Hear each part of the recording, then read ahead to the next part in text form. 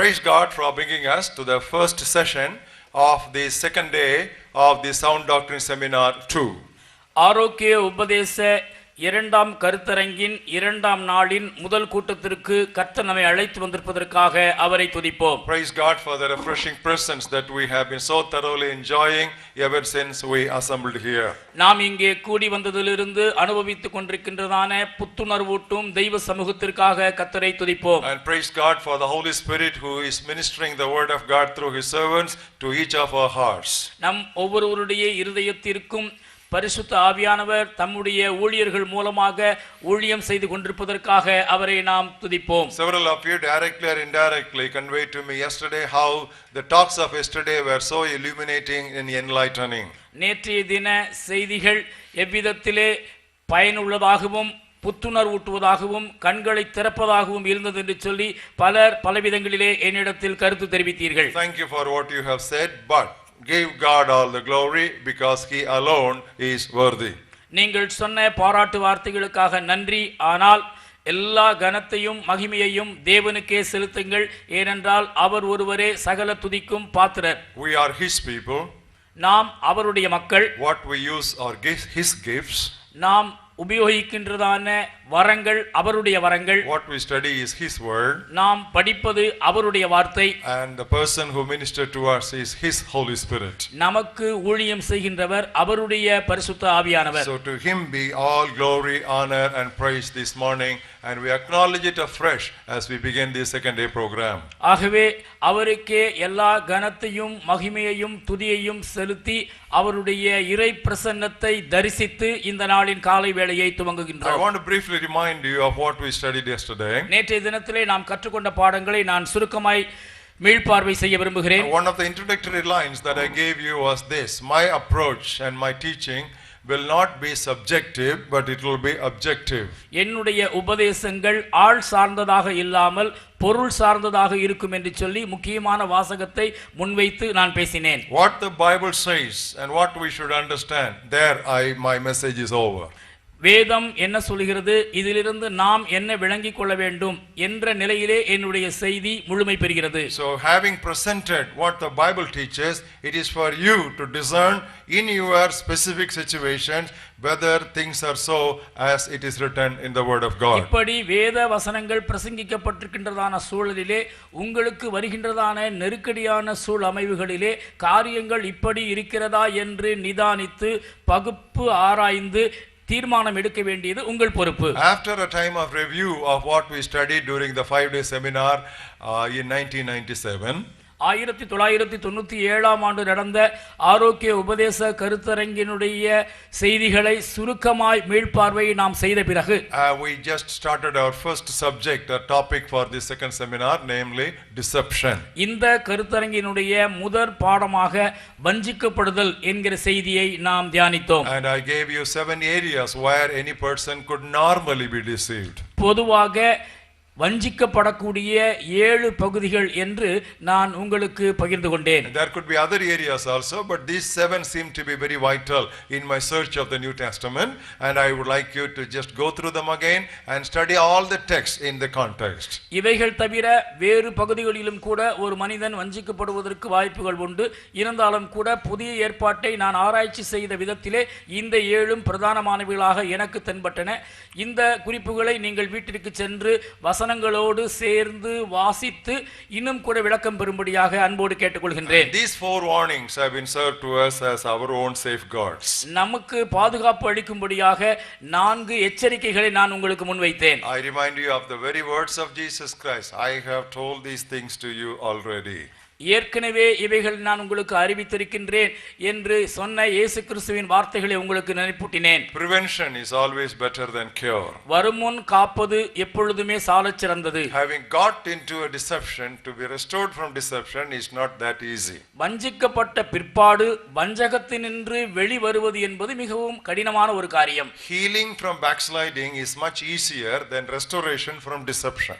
பின்வாங்கி போகின்ற நிலையை விட பின்வாங்குவதற்கு எச்சரிக்கையாய் தப்பி No. Healing from backsliding is much easier than recovery from deception.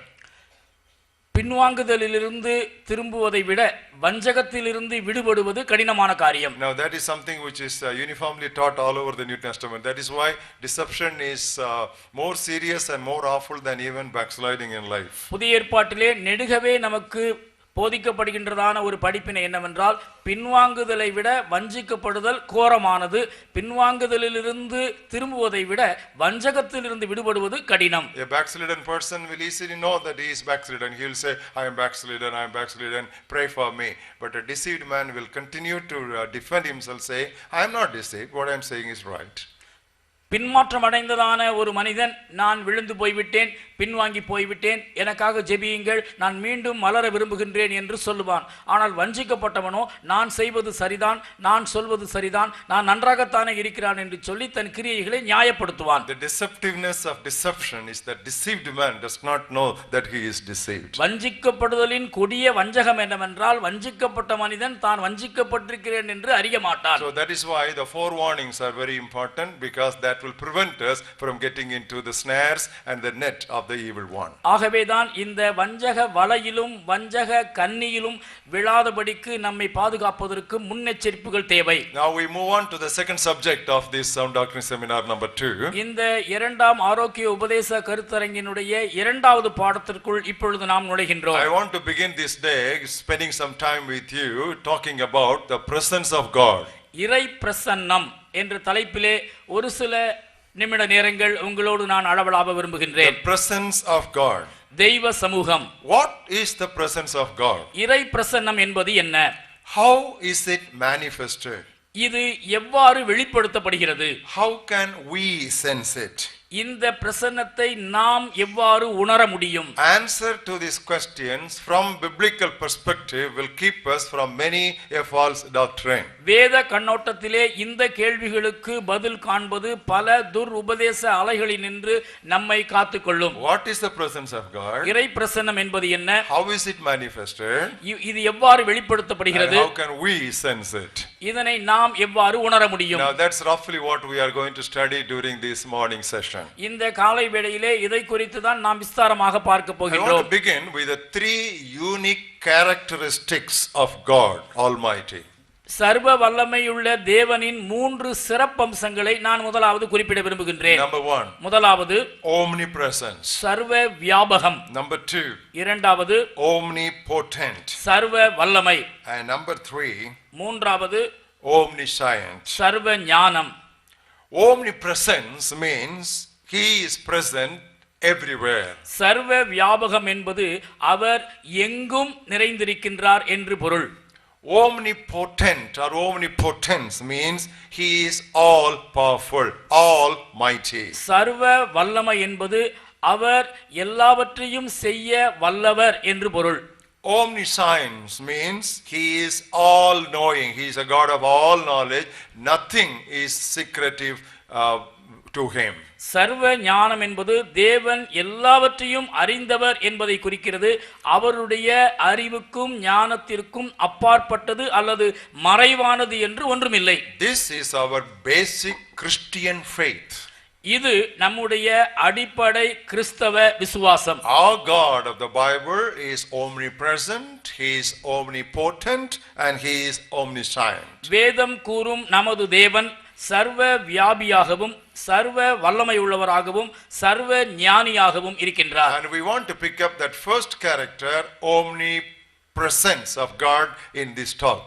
இந்த முதல் செய்தியிலே சர்வ வியாபகம் என்ற தேவனுடைய சிறப்பம்சத்தை நாம் தியானிப்போம். Turn with me for a few scripture passages which directly speak about this particular character of God.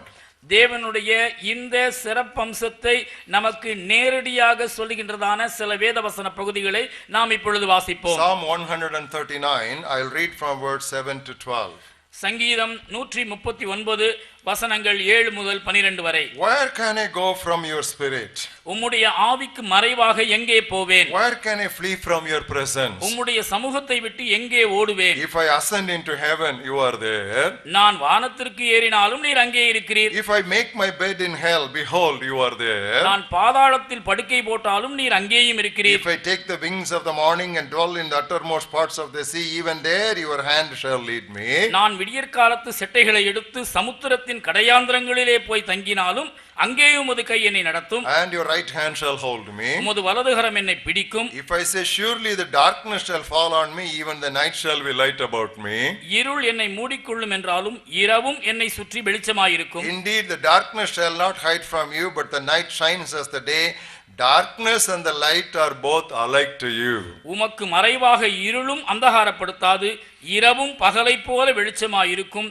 உமக்கு இருளும் வெளிச்சமும் சரிசமம். Look at verse 6. 6ஆம் வசனத்தை கவனியுங்கள். Such knowledge is too wonderful for me. It is high. I cannot attain it.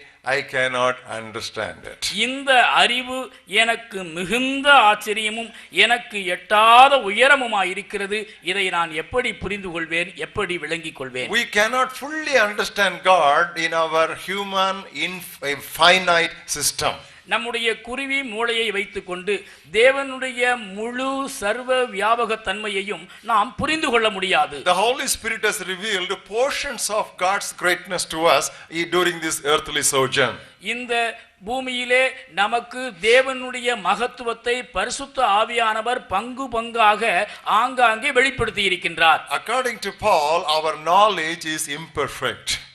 பவுலப்போஸ்தலனுடைய வார்த்தைகளின்படி நம்முடைய அறிவு குறைவுள்ளது. Only then when we reach him and see him, we will know as we ought to know. நாம் அவரை முகமுகமாய் சந்திக்கின்ற அந்த நாளில்தான் நாம் அறிய வேண்டிய பிரகாரம் அறிந்திருப்போம். Only on that day that which is perfect will come and we shall know as we ought to know.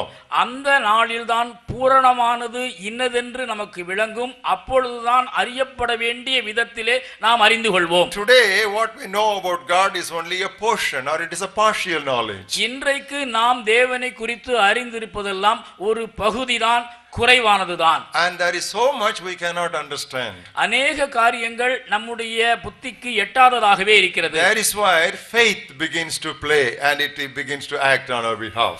ஆகவே தான் விசுவாசம் நமக்காக நம்மோடு கூட கிரியை செய்ய துவங்குகிறது. What is there to believe? Something you can understand or something you can see for your naked eyes. நாம் பார்க்க கூடியதை, நாம் கண்டு நம்பக்கூடியதை விசுவாசிப்பதற்கு என்ன அவசியம் இருக்கிறது? So it is that thing that we should always keep it in mind, whether in the Old Testament or New Testament.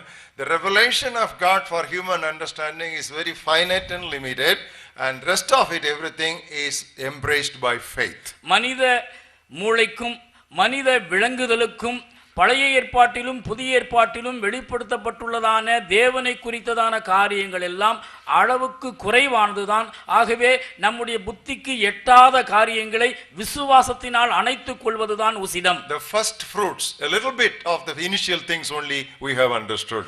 முதற் கனிகள் அல்லது ஆரம்ப கட்ட காரியங்களை தான் நாம் இப்பொழுது புரிந்திருக்கின்றோம். So we have to join the psalmist David in this honest and humble confession. Such knowledge is too wonderful for me, O God. It is high. I cannot attain it. Your ways and your thoughts are higher than as the heavens above the earth. ஆகவே சங்கீதக்காரனோடு கூட சேர்ந்து இந்த உருக்கமான ஜெபத்தை நாம் கட்டாயம் செய்தே ஆக வேண்டும். ஆண்டவரே, இந்த அறிவு எனக்கு மிகுந்த ஆச்சரியமும் எனக்கு எட்டாத உயரமுமாய் இருக்கிறது. பூமிக்கு வானம் எவ்வளவு உயரமோ அவ்வளவு உயரமாய் உம்முடைய வழிகளும் உம்முடைய எண்ணங்களும் பெரிதாய் இருக்கிறது. Now turn with me to a few other scripture references also in this context. First of all to book of Jeremiah chapter 23. எரேமியா 23வது அத்தியாயத்தில் ஒரு வசனத்தை வாசிப்போம். And verses 23 and 24. 23 24 வசனங்கள். Am I a God near at hand, says the Lord? Am I not a God afar off? நான் சமீபத்திற்கு மாத்திரமா தேவன், தூரத்திற்கும் தேவன் அல்லவோ என்று கர்த்தர் சொல்கிறார். Can anyone hide himself in secret places? So I shall not see him, says the Lord. எவனாகிலும் தன்னை நான் காணாதபடிக்கு மறைவிடங்களில் ஒளித்துக் கொள்ள கூடுமோ? Do I not fill heaven and earth, says the Lord. நான் வானத்தையும் பூமியையும் நிரப்புகிற அல்லவோ என்று கர்த்தர் சொல்கிறார். Now this thought is amended by Isaiah in his 66th chapter.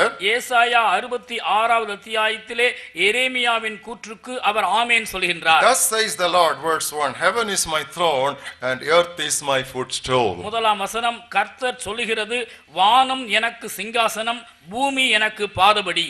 God is everywhere in heaven and God is everywhere on earth too. வானம் எங்கிலும் தேவன் இருக்கின்றார், பூமி எங்கிலும் தேவன் இருக்கின்றார். That is why the Solomon in his wisdom he penned for us in his 15th chapter of book of Proverbs, 3rd verse like this.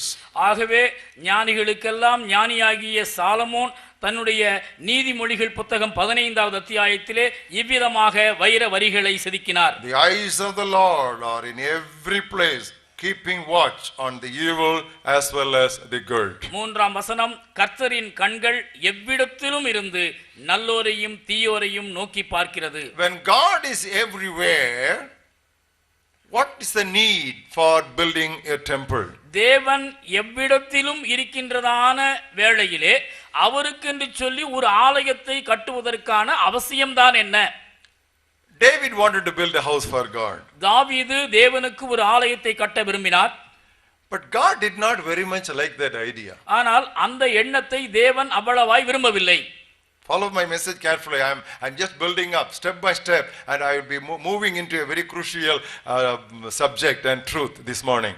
நான் சொல்கின்றவைகளை கவனமாய் கேளுங்கள். படிப்படியாக உங்களை வழி நடத்தி மிகவும் கருகலான ஒரு சத்தியத்தை உங்களுக்கு இந்த காலையிலே நான் சொல்ல விரும்புகின்றேன். David wanted to build a house for God. தேவனுக்கென்று ஒரு வீட்டை கட்டும்படியாக தாவீது அதிகமாய் வாஞ்சித்தார். But God did not very much like that idea.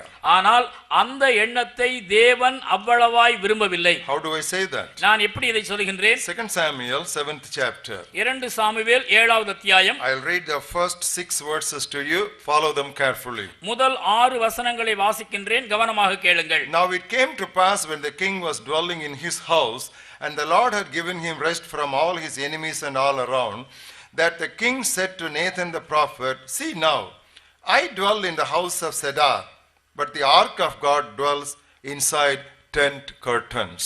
கர்த்தர் ராஜாவை சுற்றிலும் இருந்த அவனுடைய எல்லா சத்துருக்களுக்கும் அவனை நீங்களாக்கி இளைப்பாற பண்ணினபோது அவன் தன் வீட்டிலே வாசமாயிருக்கையில் ராஜா தீர்க்கதரிசியாகிய நாத்தானை நோக்கி, பாரும், கேதுரு மரங்களால் செய்யப்பட்ட வீட்டிலே நான் வாசம் பண்ணும்போது தேவனுடைய பெட்டி திரைகளின் நடுவே வாசமாயிருக்கிறதே என்றான்.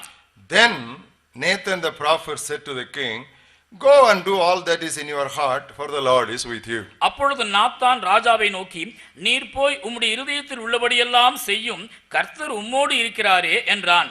But as far as the prophet was concerned, it was then or so. But when it comes to the question of God, it was not then and so, it was but. ஆனால் தமிழிலே அந்த வார்த்தை இல்லை. Nathan தீர்க்கதரிசியை பொறுத்த மட்டிலே தாவீது ராஜா சொன்னதான யோசனை சிறப்பாக காணப்பட்டது. ஆனால் தேவனுடைய நோக்கு வித்தியாசமாக இருந்தது. But it happened that night that the word of the Lord came to Nathan, saying, go and tell my servant David, thus says the Lord, would you build a house for me to dwell in? அன்று ராத்திரியிலே, ஆனால் என்று அந்த வார்த்தையை சேர்த்துக் கொள்ளுங்கள். ஆனால் அன்று ராத்திரியிலே கர்த்தருடைய வார்த்தை நாத்தானுக்கு உண்டாகி அவர், நீ போய் என் தாசனாகிய தாவீதை நோக்கி, கர்த்தர் சொல்லுகிறது என்னவென்றால், நான் வாசமாயிருக்கத்தக்க ஆலயத்தை நீ எனக்கு கட்டுவாயோ? I have not dwelt in a house since the time that I brought the children of Egypt up from Egypt until this day. நான் இஸ்ரவேல் மக்களை எகிப்திலிருந்து புறப்பட பண்ணின நாள் முதற்கொண்டு இந்நாள் வரைக்கும் நான் ஒரு ஆலயத்திலே வாசம் பண்ணாமல், but I have moved about in a tent and in a tabernacle. மாறாக கூடாரத்திலும் வாசஸ்தலத்திலுமே உலாவினேன்.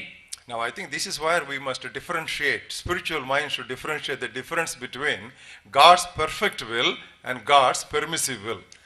ஆவிக்குரிய மனம் இதில் இருக்கக்கூடிய வேறுபாட்டினை வேறு பிரிக்க கற்றுக்கொள்ள வேண்டும். தேவனுடைய பரிபூர்ண சித்தம் இன்னதென்றும் தேவனுடைய அனுமதிக்கப்பட்ட சித்தம் இன்னதென்றும் நாம் அறிய வேண்டும். Most of the Christians are living within the premises of God's permissive will. அநேக கிறிஸ்தவர்கள் தேவனுடைய அனுமதிக்கப்பட்ட சித்தம் என்றதான வளாகத்தில் தான் அவர்கள் வாழ்ந்து But கொண்டிருக்கிறார்கள். God has called us to work on the perfect and the acceptable will of God. ஆனால் தேவனுடைய பரிபூரண சித்தத்தையும் அவரால் அங்கீகரிக்கப்படுகின்ற சித்தத்தையுமே செய்யும்படியாக தேவன் நம்மை அழைத்திருக்கின்றார். When he saw a palatial building, the palace where he was staying, and the ark of the Lord in a temporary tent, he had a comparison. He said, okay, now let us build a big house, concrete structure with all stones and masonry for the Lord to be housed in. கப்பல் போன்ற மாளிகையிலே தான் லயித்துக் கொண்டிருக்கிறதான வேளையிலே அங்கே திரை மறைவிலே வைக்கப்பட்டிருக்கின்றதான தற்காலிக கூடாரத்திலே இருக்கின்றதான உடன்படிக்கை பெட்டியை பார்த்த மாத்திரத்திலே தாவீது உணர்ச்சி வசப்பட்டு நான் கர்த்தருக்கு கற்களாலும் மற்றும் உசிதமான பொருட்களாலும் ஒரு ஆலயத்தை கட்டுவேன் என்று ஆதங்கத்தில் கூறினான். So he wanted a support from a prophet, so he just shared that matter with prophet Nathan. தன்னுடைய ஆலோசனைக்கு ஒரு அங்கீகாரம் தேவைப்பட்டபடியினாலே அங்கே தன்னுடைய நண்பனாகிய தீர்க்கதரிசி நாத்தானோடு தன்னுடைய யோசனையை பகிர்ந்து கொள்கின்றான். Nathan must have said at that time, I will go and pray about it and I will inquire the Lord and come and tell you what you should do. அப்பொழுது நாத்தான் என்ன சொல்லி இருக்க வேண்டும்? நான் போய் இது குறித்து தேவனிடத்திலே ஜெபித்து விசாரித்து இதற்கான பதிலை உமக்கு சொல்லுகிறேன். But you know what he said? ஆனால் அவர் என்ன சொன்னார்? Oh, that's a wonderful idea, king. இது அற்புதமான ஒரு ஆலோசனை. Go ahead. நீங்கள் செய்யுங்கள். Do all that is according to your heart. உம்முடைய இருதயத்தில் தோன்றினபடியெல்லாம் நீர் செய்யும். Now, so that is where the permissive will of God comes. இதுதான் தேவனுடைய அனுமதிக்கப்பட்ட சித்தம் என்று சொல்லப்படுவது. And as a prophet, he said, you do whatever you like, God is with you.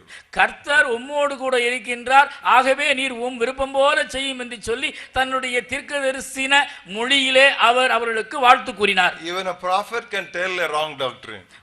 தீர்க்கதரிசியும் கூட சில நேரத்திலே தவறான உபதேசத்தை சொல்ல முடியும். Do whatever is in your heart, God will be with you. Which Bible teaches it? It is not a உம்முடைய biblical இருதயத்தில் truth. இருக்கிறபடியெல்லாம் நீர் செய்யும், கர்த்தர் உம்மோடே இருக்கிறார் என்று எந்த வேதத்திலே இருக்கிறது? That's why I said, when we read the Bible, we should know which context, which promise, to whom it is said, who said it, why it was said, when it was said, all these things. Otherwise, we will be just misled by generalization of biblical promises. ஆகவேதான் நான் முன்னதாகவே சொன்னேன், வேத வாக்குத்தத்தங்களை பொதுப்படுத்த கூடாது.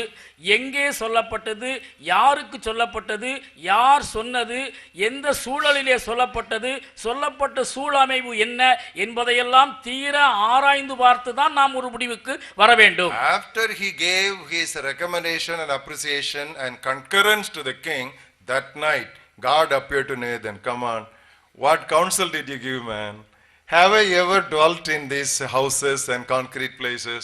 I have always been moving around.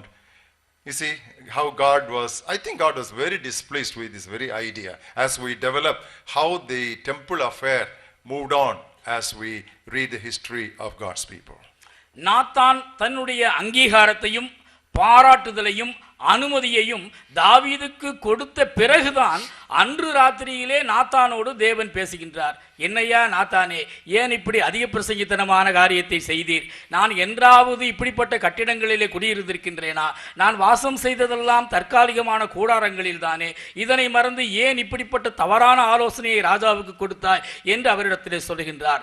இதனை தொடர்ந்து இந்த ஆலயம் கட்டப்படுவதிலே ஆண்டவருக்கு அவ்வளவு விருப்பம் இல்லை என்பதை அந்த ஆலயம் கட்டப்பட்ட பிற்பாடு நடந்ததான பல்வேறு காரியங்களுடைய வரலாறு நமக்கு நிரூபித்து காட்டுகிறது. God, however, permitted that project to go on. இந்த திட்டம் எப்படியோ நிறைவேறுவதற்கு தேவன் அனுமதித்தார், அவ்வளவுதான். Look at verses 12 and 13. He permitted Solomon to take up that project. 12-13 வசனங்களை பார்க்கும் பொழுது சாலமோன் இந்த திட்டத்தை செயல்படுத்தும்படியாக தேவன் அனுமதித்தார். God told David, when your days are fulfilled and you rest with your fathers, I'll set up your seed after you, who will come from your body, and I will establish his kingdom. உன் நாட்கள் நிறைவேறி நீ உன் பிதாக்களோட நித்திரை பண்ணும்போது நான் உனக்கு பின் உன் கற்ப பிறப்பாகிய உன் சந்ததியை எழும்ப பண்ணி அவன் ராஜ்யத்தை நிலைப்படுத்துவேன். And he shall build a house for my name, and I will establish the throne of his kingdom forever. அவன் என் நாமத்திற்கென்று ஒரு ஆலயத்தை கட்டுவான், அவன் ராஜ்யபாரத்தின் சிங்காசனத்தை என்றைக்கும் நிலைக்க பண்ணுவேன். I think Stephen was the first man who properly understood this passage, and he interpreted it very clearly when he was giving his defense for the persecutors. நான் நினைக்கின்றேன் இந்த வசன பகுதியை சரியாக விளங்கிக் கொண்டு வியாக்கியானப்படுத்தி தன்னுடைய உபத்திரவ சூழலிலே சரியாக இதனை எடுத்துரைத்த ஒரு மனிதன் ஸ்தேவான் என்று. No wonder he became the first martyr of the church. திருச்சபையினுடைய முதல் இரத்த சாட்சியாய் இவர் மாறினதிலே எந்தவித ஐயமும் இல்லை. We'll read from verse 44 of Acts of the Apostles 7th chapter. அப்போஸ்தலர் 7வது அத்தியாயம் 44ஆம் வசனம் துவக்கி நாம் இதனை வாசிக்கின்றோம். Our fathers had the tabernacle of witness in the wilderness as he appointed, instructing Moses to make it according to the pattern that he had seen. நீ பார்த்த மாதிரியின்படியே சாட்சியின் கூடாரத்தை உண்டு பண்ணுவாயாக என்று மோசேயுடனே பேசினவர் கட்டளையிட்ட பிரகாரமாக அந்த கூடாரம் வனாந்தரத்திலே நம்முடைய பிதாக்களோடு இருந்தது. However, verse 46, he found favor before God. Solomon found favor before God, and when asked to find a dwelling place for the God of Jacob. 46ஆம் வசனத்திலே சாலமோன் தேவனிடத்தில் தயவு பெற்றபடியினால் யாக்கோபின் தேவனுக்கு ஒரு வாசஸ்தலத்தை தான் கட்ட வேண்டும் என்று விண்ணப்பம் பண்ணினான். But Solomon built him a house. There again that word but comes. அங்கேயும் கூட ஆனால் என்கிற வார்த்தை ஆங்கிலத்திலே வருகிறது.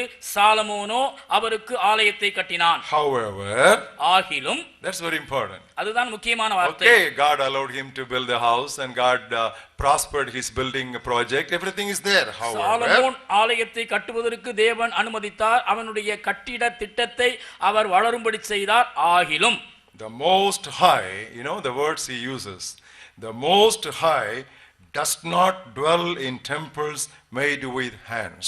உன்னதமானவர், அவர் உபயோகிக்கின்ற வார்த்தையை கவனியுங்கள்.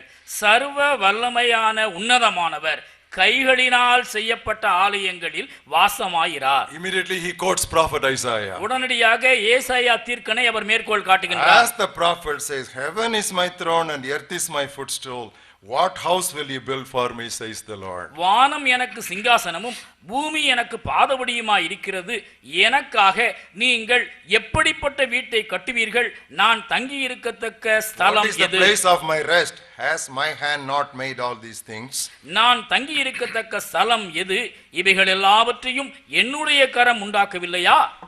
Now I hope you are able to understand. That is why we should always keep the Old Testament and New Testament together when we try to interpret passages. நீங்கள் இதனை விளங்கிக் கொள்வீர்கள் என்று நான் நம்புகின்றேன். ஆகவே தான் எப்பொழுதுமே நாம் பழைய ஏற்பாட்டையும் புதிய ஏற்பாட்டையும் ஒன்றாக இணைத்து நாம் உபதேசங்களை கற்றுக்கொள்ள வேண்டும். New Testament is concealed in the Old Testament, and Old Testament is revealed in the New Testament. புதிய ஏற்பாடு பழைய ஏற்பாட்டில் புதைந்துள்ளது. புதிய ஏற்பாட்டில் பழைய ஏற்பாடு வெளிப்படுத்தப்பட்டுள்ளது. The New Testament is the explanation or the interpretation of the Old Testament. பழைய ஏற்பாட்டின் விளக்கம் அல்லது வியாக்கியானம் தான் புதிய ஏற்பாடு. This temple was built not for God's stay, but it was just approved for God's name to be there. இந்த ஆலயம் பிரதானமாக தேவனுடைய பெயர் விளங்குவதற்காகவே கட்டப்பட்டதே ஒழிய அவர் தங்குவதற்காக அல்ல. It was just a house for his name. Again and again, if you read the Old Testament, it was not for his stay. தேவன் தங்குவதற்கான இடமாக அந்த ஆலயம் நிர்மாணிக்கப்படவில்லை. அவருடைய நாமம் விளங்குவதற்காகவே கட்டப்பட்டது. I thank God Solomon also to some extent understood this truth. Solomon ஓரளவுக்கு இந்த தாற்பயத்தை விளங்கிக் கொண்டார் என்று கூட நான் ஓரளவுக்கு எண்ணுகின்றேன். 2 Chronicles 2nd chapter. 2 நாளாகமம் 2வது அத்தியாயம். Look at verses 5 and 6. 5-6 வசனங்கள். Then the temple which I build will be great, for our God is greater than all gods. எங்கள் தேவன் எல்லா தேவர்களை பார்க்கிலும் பெரியவர். ஆகையால் நான் கட்டப்போகிற ஆலயம் பெரியதாய் இருக்கும். But who is able to build him a temple, since heaven of the heaven of heavens cannot contain him? ஆனாலும் தமிழிலே அந்த வார்த்தை இல்லை. வானங்களும் வானாதி வானங்களும் அவரை கொள்ளக்கூடாதிருக்க அவருக்கு ஒரு ஆலயத்தை கட்ட வல்லவன் யார்?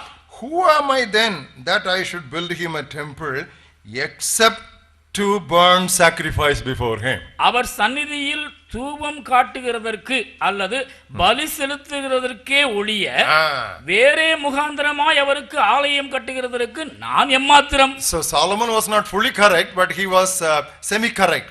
He was getting a picture of it. Solomon முழுவதுமாக சரியாய் செய்தான் என்று சொல்ல இயலாது, பட் பகுதியாக அவன் சரியாக செய்தான். He says, oh, that will be a place, we need a place. We can't be just offering sacrifices in houses and cottages. So we need a place. But it is only for that. Except for that, who can build a house for him? We see the shade of that important truth coming up here. வீட்டிலோ குடில்களிலோ ஆண்டவருக்கு பலி செலுத்துவது தூபம் காட்டுவது என்பது அவ்வளவு சிறப்பாக இருக்காது. ஆகவே இந்த ஒரு காரியத்திற்காக ஒரு ஆலயத்தை கட்ட நான் முயற்சிக்கிறேன் என்று அவன் சொன்னது ஓரளவுக்கு சரி. மற்றபடி தேவன் தங்குவதற்கு அல்லது தேவனை வைப்பதற்கு என்று சொல்லி அந்த ஆலயம் கட்டப்படவில்லை என்கிறதான காரியத்தை நாம் புரிந்து கொள்கின்றோம். This truth was reflected in his dedication prayer of the temple also. இந்த ஆலயத்தை பிரதிஷ்டை செய்து ஜெபிக்கின்றதான சாலமோனின் ஜெபத்திலும் கூட இந்த கருத்து பிரதிபலிக்கிறது. Look at verse 27 of 1 Kings 8th chapter. 1 ராஜாக்கள் 8வது அத்தியாயத்திலே நாம் வாசிப்போம். Verse 27. 27. Will God indeed dwell on earth? தேவன் மெய்யாக பூமியிலே வாசம் பண்ணுவாரோ? Behold, heaven and the heaven of heavens cannot contain you. How much less this temple which I have built. இதோ வானங்களும் வானாதி வானங்களும் உம்மை கொள்ளாதே, நான் கட்டின இந்த ஆலயம் எம்மாத்திரம். So even in the dedication prayer, he did not make a bombastic thing about the structure. He again maintained that stand of the truth. தான் கட்டின பிரம்மாண்டமான ஆலயத்தை குறித்து பகட்டாக ஜெபிக்காமல் அதனை பிரதிஷ்டை செய்கின்ற ஜெபத்திலே மிக எளிமையாக சாலமோன் ஜெபிப்பதை கவனியுங்கள். Now these truths we all must understand, because these days there is a culture that is coming into Christendom to build a huge structure saying God is going to be in it and God will be walking there on the floor and we should have marble floors and all that. இப்பொழுது கிறிஸ்தவத்திலே தலை தூக்குகின்றதான ஒரு முக்கியமான துருபதேசம் என்னவென்றால் கடவுளுக்காக மிகப்பெரிய கட்டிடங்களை ஆலயங்களை நிர்மாணிப்பது. ஏனென்றால் கர்த்தர் அங்கே வாசம் பண்ணுகிறாராம், கர்த்தர் அங்கே அசைவாடுகிறாராம். ஆகையால் அவர் நடக்கின்ற தரைகள் எல்லாம் பளிங்கு தரைகளாக பளிச்சிட வேண்டுமா? Friends, it is all because of biblical illiteracy among God's people. Some of the ministers of God are taking advantage of the situation. நண்பர்களே, வேதத்தை குறித்ததான அறிவீனத்தின் நிமித்தமாகவே தேவ மனிதர்கள் பலர் விசுவாசிகளை இன்று முட்டாளாக்கி கொண்டிருக்கின்றனர். That's why the Lord has brought us to this seminar, and I told you, you will be enlightened in your understanding of God and his ways. தேவனை குறித்தும் தேவனுடைய வழிகளை குறித்தும் நீங்கள் தெளிவு பெறுவீர்கள் என்று நான் உங்களுக்கு ஆரம்பத்திலேயே சொன்னேன். அதற்காகத்தான் தேவன் உங்களை இந்த கருத்தரங்கிற்கு அழைத்து வந்திருக்கின்றார். That is why Jesus said, my house shall be called a house of prayer for all people. There needs to be a place for gathering. That's all. Nothing more and nothing less. ஆகவேதான் இயேசு கிறிஸ்துவும் அறுதியிட்டு கூறினார், என்னுடைய வீடு எல்லா மக்களுக்கும் ஜெப வீடு எனப்படும். மக்கள் எல்லாரும் கூடி வந்து ஆராதிப்பதற்கான ஒரு இடம், அவ்வளவுதான், அதற்கு மேல் அல்ல. But the Jews started worshipping the temple. ஆனால் யூதர்கள் என்ன செய்தார்கள்? ஆலயத்தை தொழ ஆரம்பித்து விட்டார்கள். Instead of being கடவுள் பிள்ளைகள், they became கோயில் பிள்ளைகள். அவர்கள் தேவனுடைய பிள்ளைகளாய் இருப்பதற்கு பதிலாக கோவில் பிள்ளைகளாக மாறி போனார்கள். And one day the disciples of Christ took the Lord Jesus Christ and showed him all those beautiful buildings. ஒரு நாளிலே சீடர்கள் இயேசு கிறிஸ்துவை அழைத்து சென்று அந்த அழகான கட்டிடங்களை பார்த்து, பாருமையா எவ்வளவு அழகாக இருக்கிறது என்று சொல்லி குறிப்பிட்டார்கள். Turn with me to Mark's Gospel 13th chapter. Mark 13வது அத்தியாயத்தை எடுத்துக்கொள்ளுங்கள். And look at the first two verses. முதல் வசனம். As he went out of the temple, one of his disciples said to him, Teacher, what manner of stones and what buildings are here? அவர் தேவாலயத்தை விட்டு புறப்படும் போது அவருடைய சீடர்களில் ஒருவன் அவரை நோக்கி, போதகரே, இதோ இந்த கற்கள் எப்படிப்பட்டவை, இந்த கட்டிடங்கள் எப்படிப்பட்டவை பாரும் என்றான். So they just kept him on the eastern corner and the northern corner and the southern corner and giving him a perspective view of that huge structure when they came out of that sanctuary. அந்த இடத்திலே கிழக்கிலிருந்தும் மேற்கிலிருந்தும் தெற்கிலிருந்தும் அந்த கட்டடத்தினுடைய மிக பிரம்மாண்டமான மனோகர நிலையை அவர்கள் இயேசுவுக்கு சுட்டிக்காட்டி விளக்கினார்கள். They thought Jesus would be highly impressed by that engineering technology. இயேசு கிறிஸ்து இந்த பொறியியல் தொழில்நுட்பத்தினாலே அசந்தே போவார் என்று சொல்லி அவர்கள் நினைத்தார்கள். But you know what we read about the Lord's reaction in verse 2? ஆனால் இயேசு கிறிஸ்து உடனடியாக அவர்களுக்கு சொன்னதான மறுமொழி என்னவென்று 2வது வசனத்திலே கவனித்தீர்களா? Jesus answered and said to him, "Do you see these great buildings? Not one stone shall be upon the other, that shall not be thrown down." இயேசு அவனுக்கு மறுமொழியாக, இந்த பெரிய கட்டிடங்களை காண்கிறாயே, ஒரு கல்லின் மேல் ஒரு கல் இராதபடிக்கு எல்லாம் இடிக்கப்பட்டு போகும் என்றார். I think we are standing on a holy ground when we are studying this subject. இந்த பாடத்தை படித்துக் கொண்டிருக்கின்ற நாம் பரிசுத்த பூமியிலே நின்று கொண்டிருக்கிறோம் என்று நான் உணர்கின்றேன். This prophecy of Jesus came true in AD 70 when the temple was totally destroyed by Romans. கிபி 70 ரோமர்களால் இந்த ஆலயம் தரைமட்டமாக்கப்பட்ட பொழுது கிறிஸ்து சொன்னதான இந்த வார்த்தைகள் அப்படியே நிறைவேறின. All of them would have been praying, "Oh Lord, what's happening? What's happening?" They are just with a lot of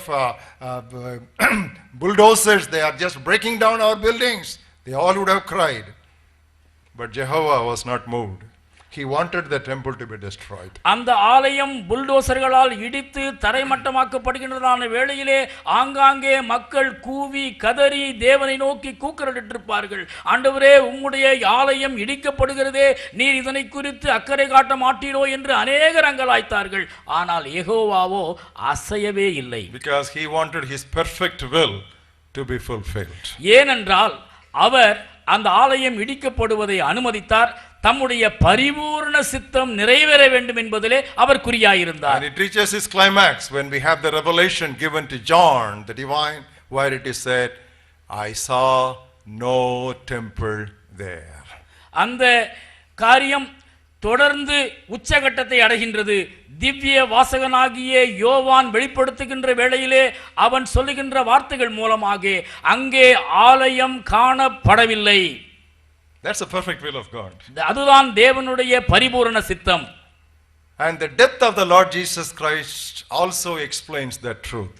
இயேசு கிறிஸ்துவின் மரணம் கூட இந்த உண்மையை நமக்கு தெளிவாக விளக்குகின்றது.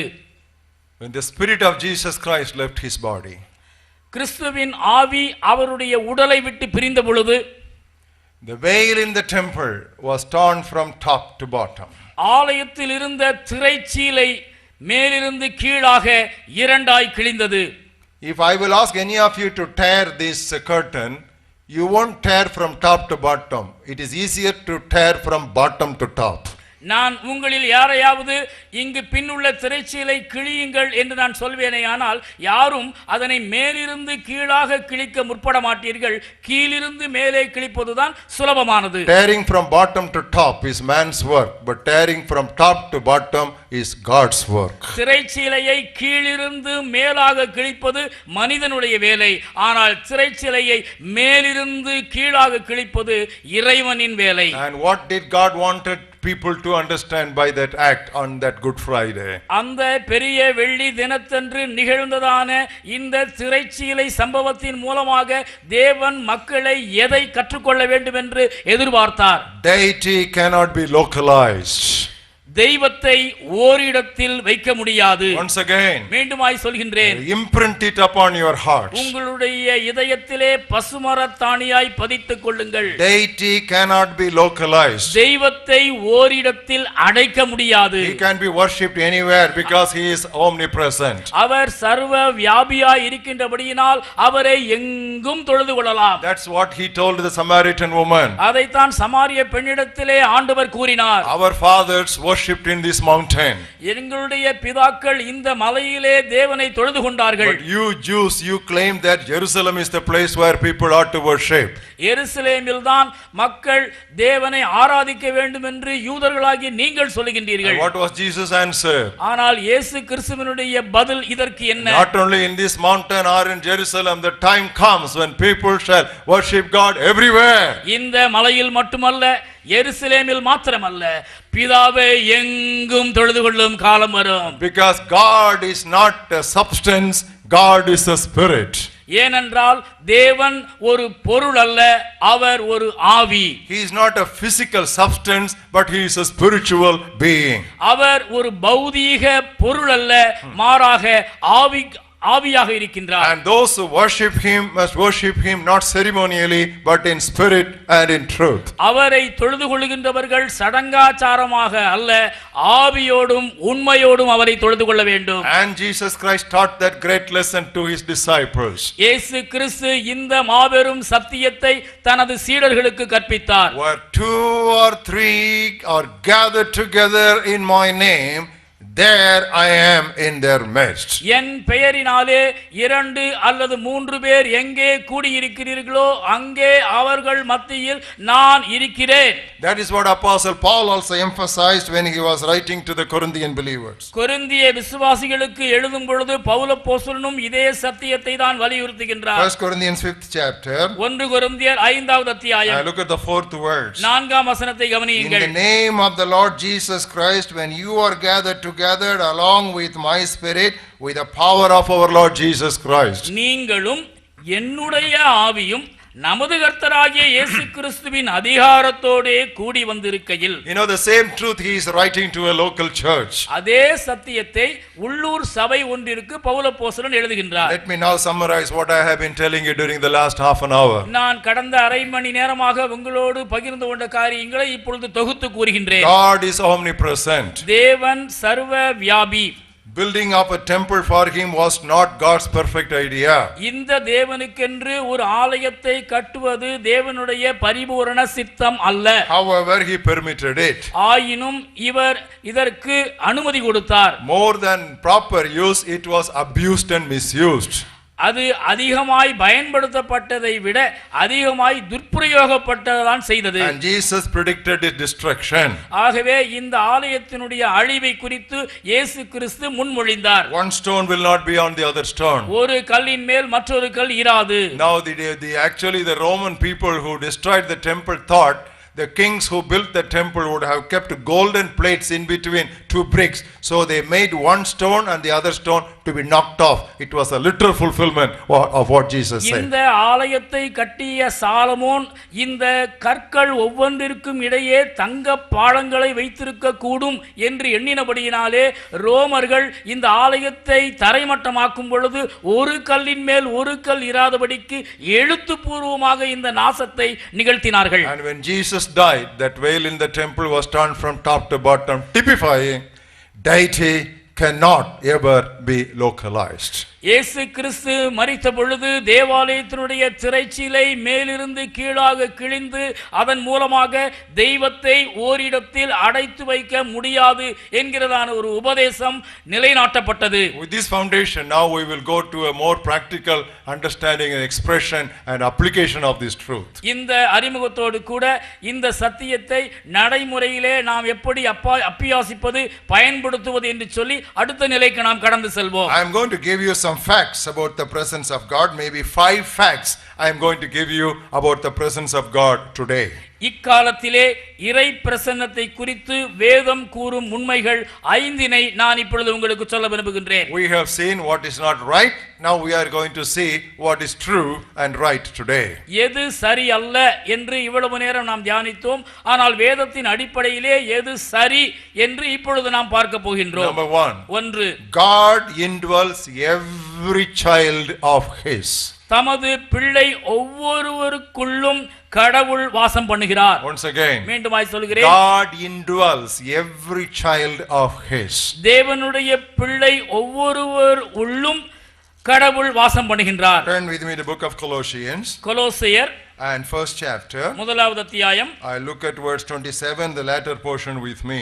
27ஆம் வசனத்தின் கடைசி பகுதி. Please turn to the Bible references. Don't become lazy. திருப்புகின்ற சப்தம் கேட்கவில்லையே, வசனத்தை திருப்புங்கள். Colossians first chapter, verse 27, the latter portion. கொலோசியர் 1:27. Christ in you, the hope of glory. பின்பகுதி, கிறிஸ்துவானவர் மகிமையின் நம்பிக்கையாக உங்களுக்குள் இருப்பதே அந்த ரகசியம். Underline, உங்களுக்குள் இருப்பதே. That is the mystery. That mystery was not understood in the Old Testament times, but that's the mystery that is revealed through apostles and prophets by the Holy Spirit in the new covenantal period. பழைய ஏற்பாட்டிலே இந்த ரகசியம் புரிந்து கொள்ளப்படவில்லை. ஆனால் புதிய ஏற்பாட்டிலே அப்போஸ்தலர்கள் மூலமாகவும் தீர்க்கதரிசிகள் மூலமாகவும் இந்த ரகசியம் வெளியாக்கப்பட்டது. You look at verse 26. This mystery has been hidden from ages for generations, but now has been revealed to his saints. தமிழில் 25வது வசனம், ஆதிகாலங்களுக்கும் தலைமுறைகளுக்கும் மறைவாயிருந்து இப்பொழுது அவருடைய பரிசுத்தவான்களுக்கு வெளியாக்கப்பட்ட ரகசியமாகிய தேவ வசனத்தை பூரணமாய் தெரியப்படுத்துகிறது. It is a mystery, it is not an ordinary truth. இது ரகசியம், இது சாதாரண உண்மை அல்ல. Almighty God, whom heaven of heavens cannot contain, now dwells inside every child of his. சர்வ உலகமும் வானங்களும் கொள்ளாத மாபெரும் தேவனுடைய பிள்ளையின் உள்ளத்திலே குடிகொள்கிறாராம். That is the mystery, the greatest mystery of the New Testament life. புதிய ஏற்பாட்டு வாழ்வின் மிகப்பெரிய ரகசியம் இதுதான். Now look at the words of Jesus on these lines. இந்த பாணியிலே இயேசு கிறிஸ்து சொல்லுகின்றதான வார்த்தைகளை கவனியுங்கள். John's Gospel 14th chapter. யோவான் 14ஆம் அத்தியாயம். Look at verse 23. 23ஆம் வசனம். Jesus answered and said to him, if anyone loves me, he will keep my word. இயேசு அவனுக்கு மறுமொழியாக, ஒருவன் என்னில் அன்பாயிருந்தால் அவன் என் வசனத்தை கைக்கொள்வான். My Father will love him. அவனில் என் பிதா அன்பாயிருப்பார். Hallelujah. We will come to him and we will make our home with him. Hallelujah. நாங்கள் அவனிடத்தில் வந்து அவனோடே வாசம் பண்ணுவோம். You know, English is beautiful. We will make our home with him. There the Lord said no to be housed. But here he says, I will come and I will occupy. We will come and occupy. Beautiful. We will come and make our home with him. ஆங்கிலத்திலே மிக அழகாக எழுதப்பட்டுள்ளது, எங்களுடைய குடியிருப்பை உங்களுக்குள் ஏற்படுத்துவோம், உங்களோடு வாசம் பண்ணுவோம் என்று இங்கே ஆண்டவர் குறிப்பிடுகின்றார். You know, actually this was in response to a question or a request given by people. மக்கள் தொடுத்த கேள்விக்கு பதிலாக இந்த விளக்கம் தேவனால் கொடுக்கப்பட்டது. Judas, not the Iscariot, he said to him, Lord, is it that you will manifest, how is it that you will manifest yourself to us and not to the world? ஸ்காரியாத் அல்லாத யூதா என்பவன் அவரை நோக்கி, ஆண்டவரே, நீர் உலகத்துக்கு உம்மை வெளிப்படுத்தாமல் எங்களுக்கு உம்மை வெளிப்படுத்த போகிற காரணம் என்ன? And Jesus answered and said to him that we will come and make our abode with our people. இயேசு அவனுக்கு மறுமொழியாக, நாங்கள் அவனிடத்தில் வந்து எங்களுடைய குடியிருப்பை அவனுக்குள் ஏற்படுத்துவோம். In other words, God making his home in us, that is the manifestation of his glory. அவருடைய மகிமையை வெளிப்படுத்துவதற்கான ஒரு வெளிப்பாடு என்னவென்றால், அனந்த மகிமையான தேவன் தம்முடைய பிள்ளைகளின் உள்ளத்திலே வாசம் பண்ணும்படியாய் குடியேறுகிறார். That's what Jesus said the Holy Spirit will do today. பரிசுத்த ஆவியானவர் இதைத்தான் இன்று செய்வார் என்று இயேசு கிறிஸ்து சொல்கின்றார். John 14:16 and 17. யோவான் 14, 16, 17 வசனங்கள். I'll pray the Father and he'll give you another helper that he may abide with you forever. நான் பிதாவை வேண்டிக் கொள்வேன், அப்பொழுது என்றென்றைக்கும் உங்களுடனே கூட இருக்கும்படிக்கு சத்தியாவியாகிய வேறொரு தேற்றவாளனை அவர் உங்களுக்கு தந்தருளுவார். Next word, later portion. 17ஆம் வசனத்தினுடைய கடைசி பகுதி, Now he dwells with you. அவர் உங்களுடனே வாசம் பண்ணி and he will be in you. உங்களுக்கு உள்ளே இருப்பதால். Actually that's not a good translation. Now he is with you and tomorrow he shall be in you. தமிழில் சொல்லப்பட்டிருக்கிறதை விட மொழிபெயர்ப்பு இன்னும் சிறப்பாக சொல்லப்படலாம். அவர் இப்பொழுது உங்களோடு கூட வாசம் பண்ணுகிறார், ஆனால் நாளை உங்களுக்கு உள்ளே வாசம் பண்ணுவார். He shall be in you. All the translations in English make this very clear. With versus in. ஆங்கிலத்தில் வரக்கூடியதான வேத மொழிபெயர்ப்புகள் அனைத்திலுமே இந்த கருத்தில் தான் மொழிபெயர்ப்பு உள்ளது. இன்று அவர் உங்களோடு வாசம் பண்ணுகின்றார், நாளை அவர் உங்களுக்குள் வாசம் பண்ணுவார். The importance of the understanding of this truth was so clearly emphasized by Apostle Paul. இந்த சத்தியத்தை உணர்ந்து கொள்ளும்படியான முக்கியத்துவத்தை அப்போஸ்தலனாகிய பவுல் மிக தெளிவாக எடுத்து காட்டுகின்றார். Take for example 1 Corinthians 3rd chapter. 1 கொரிந்தியர் 3வது அத்தியாயம். Look at verses 16 and 17. 16 17 வசனங்கள். Don't you know that you are the temple of God and the Spirit of God dwells in you?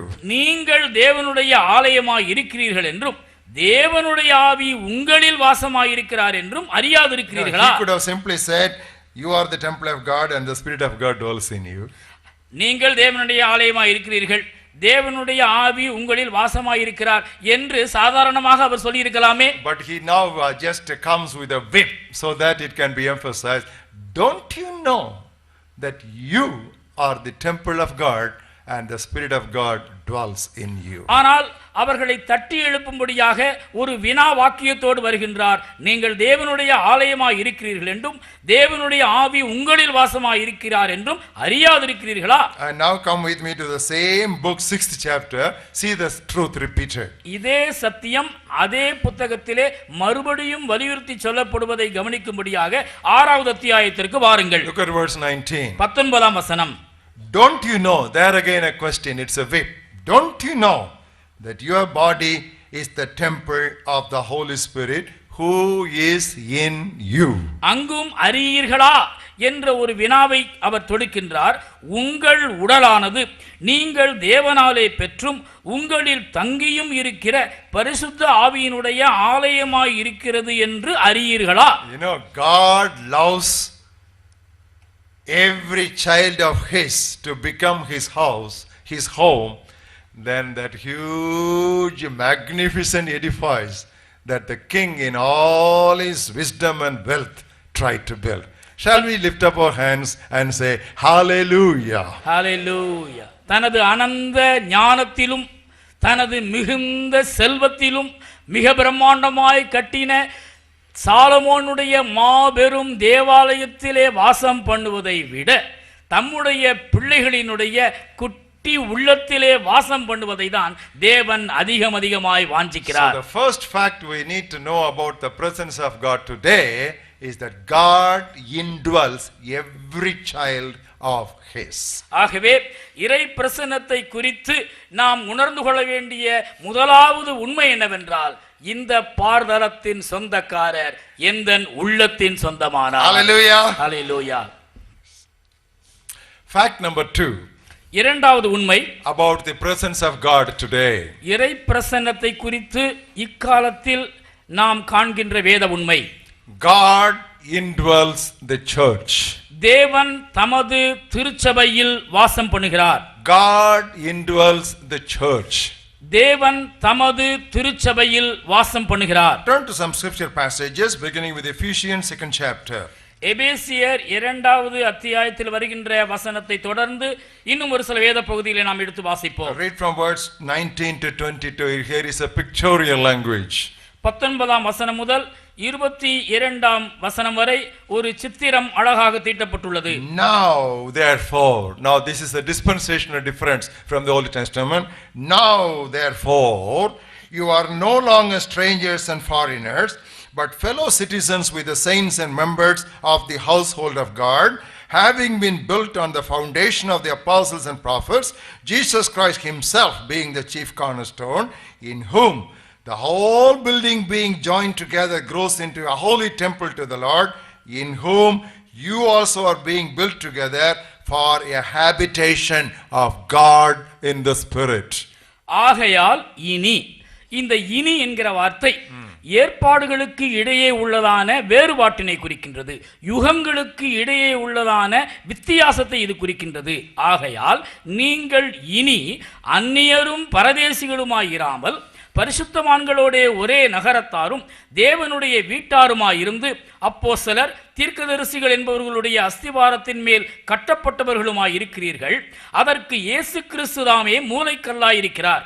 அவர் மேல் மாளிகை முழுவதும் இசைவாய் இணைக்கப்பட்டு கர்த்தருக்குள் பரிசுத்த ஆலயமாக எழும்புகிறது. அவர் மேல் நீங்களும் ஆவியினாலே தேவனுடைய வாசஸ்தலமாக கூட்டி கட்டப்பட்டு வருகிறீர்கள். I now come to another reference in the same book, first chapter. அதே புத்தகத்தின் முதலாவது அத்தியாயத்திலே இன்னொரு வசனத்தை வாசிப்போம். Verses 22 and 23. 22 23 வசனங்கள். He put all things under his feet and gave him to be the head over all things to the church, which is his body, the fullness of him who fills all in all. எல்லாவற்றையும் அவருடைய பாதங்களுக்கு கீழ்ப்படுத்தி எல்லாவற்றையும் எல்லாவற்றாலும் நிரப்புகிறவருடைய நிறைவாகிய உடலாகிய சபைக்கு அவரை எல்லாவற்றிற்கும் மேலான தலையாக தந்தருளினார். Nothing excluded. He who fills all in all, his fullness fills the body of Christ. எதுவும் விலக்கப்படவில்லை. எல்லாவற்றையும் எல்லாவற்றாலும் நிரப்புகிறவருடைய நிறைவாகிய உடலாம் சபைக்கு. You know, Christ indwells, God indwells the church.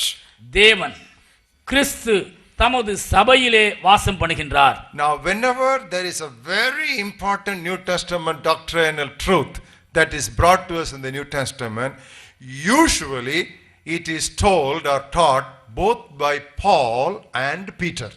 ஒரு உபதேசம் புதிய ஏற்பாட்டிலே மிக முக்கியமானதென்று எப்பொழுதெல்லாம் எங்கெல்லாம் பிரசங்கிக்கப்பட்டதோ அந்த உபதேசத்தினை பவுலும் பேதுருவும் சம அழுத்தத்தோடு குறிப்பிடுவதை நாம் காண முடியும். Because it was to Peter that the keys of the kingdom were given. ராஜ்யத்தினுடைய பரலோக ராஜ்யத்தினுடைய திறவுகோல்கள் பேதுருவினிடத்தில் தான் கொடுக்கப்பட்டது. He was the senior most, he was a leader kind of thing in the 12-member team of the Lord Jesus Christ. இயேசு கிறிஸ்துவினுடைய 12 உறுப்பினர் அடங்கிய சீடர் குழுவிலே மூத்த தலைவன் போன்ற சீடனாய் இருந்தது இந்த பேதுருதான். Paul strictly cannot be one of the 12. Pavul இந்த 12 ஒருவனாக நிச்சயமாக இல்லை. He was brought afterwards. அதற்கு பின்தான் அவர் வந்தார். So I believe that God has chosen these two apostles to bring out some essential truths of the New Testament church. புதிய ஏற்பாட்டினுடைய முக்கியமான சத்தியங்களை இந்த இருவரின் மூலமாகவே வெளிக்கொண்டு வருவது தேவனுடைய சித்தமாயிற்று. So it will be helpful to be alternatively reading the writings of Paul as well as Peter.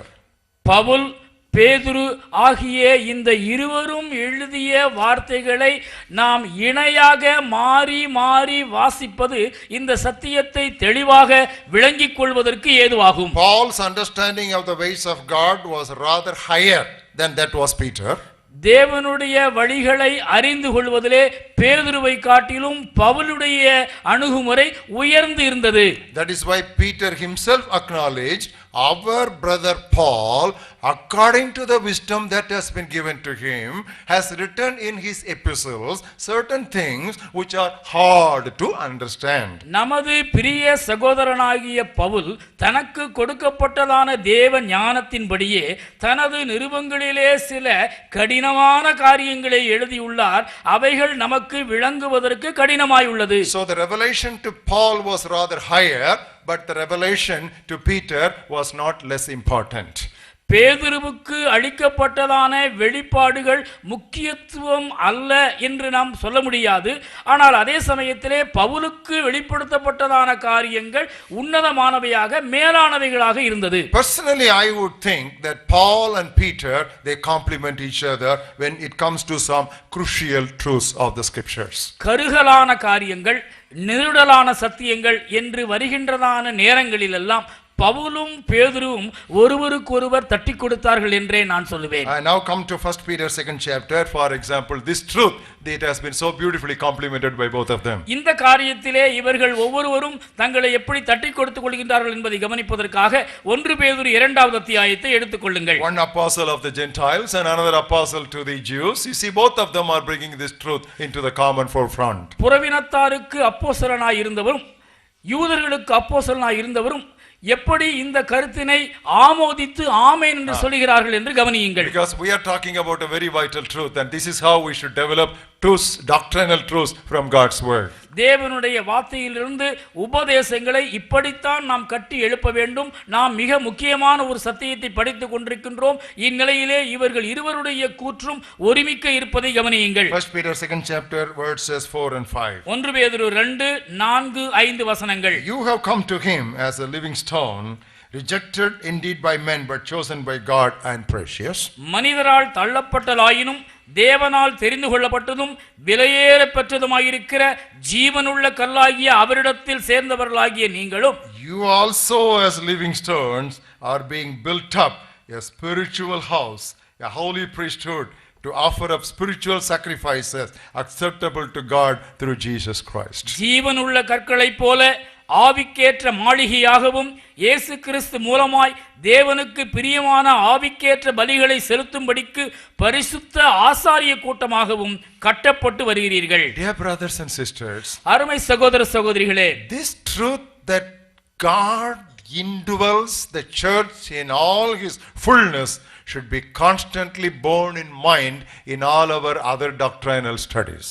நாம் பிற உபதேசங்களை குறித்து படிக்கின்ற எல்லா சமயங்களிலும் கூட நாம் மனதிலே ஆழமாய் பதித்திருக்க வேண்டிய ஒரு உண்மை என்னவென்றால், தேவன் தமது திருச்சபையிலே தன்னுடைய முழுமையான நிறைவோடு வாசம் பண்ணுகிறார். First of all, God indwells individuals. Secondly, God indwells that corporate body. முதலாவது நாம் பார்த்தோம், தனி நபரிலே தேவன் வாசம் பண்ணுகின்றார். இப்பொழுது இரண்டாவதாக பார்க்கின்றோம், தேவன் ஒரு கூட்டு அமைப்பிலே தம்முடைய பிரசன்னத்தை வெளிப்படுத்துகின்றார். The third fact we have to understand about the presence of God. இக்காலத்தில் இறை பிரசன்னத்தை குறித்து நாம் விளங்கிக் கொள்ள வேண்டிய மூன்றாவது வேத உண்மை, God does not desert us when we displease him. நாம் அவருக்கு பிரியமற்றவைகளை செய்யும் பொழுதும் அவர் நம்மை விட்டு விலகி போய் விடுவதில்லை. Follow me carefully. நான் சொல்லுகிற வார்த்தைகளை நன்றாய் கவனியுங்கள். God does not desert his children when they displease him.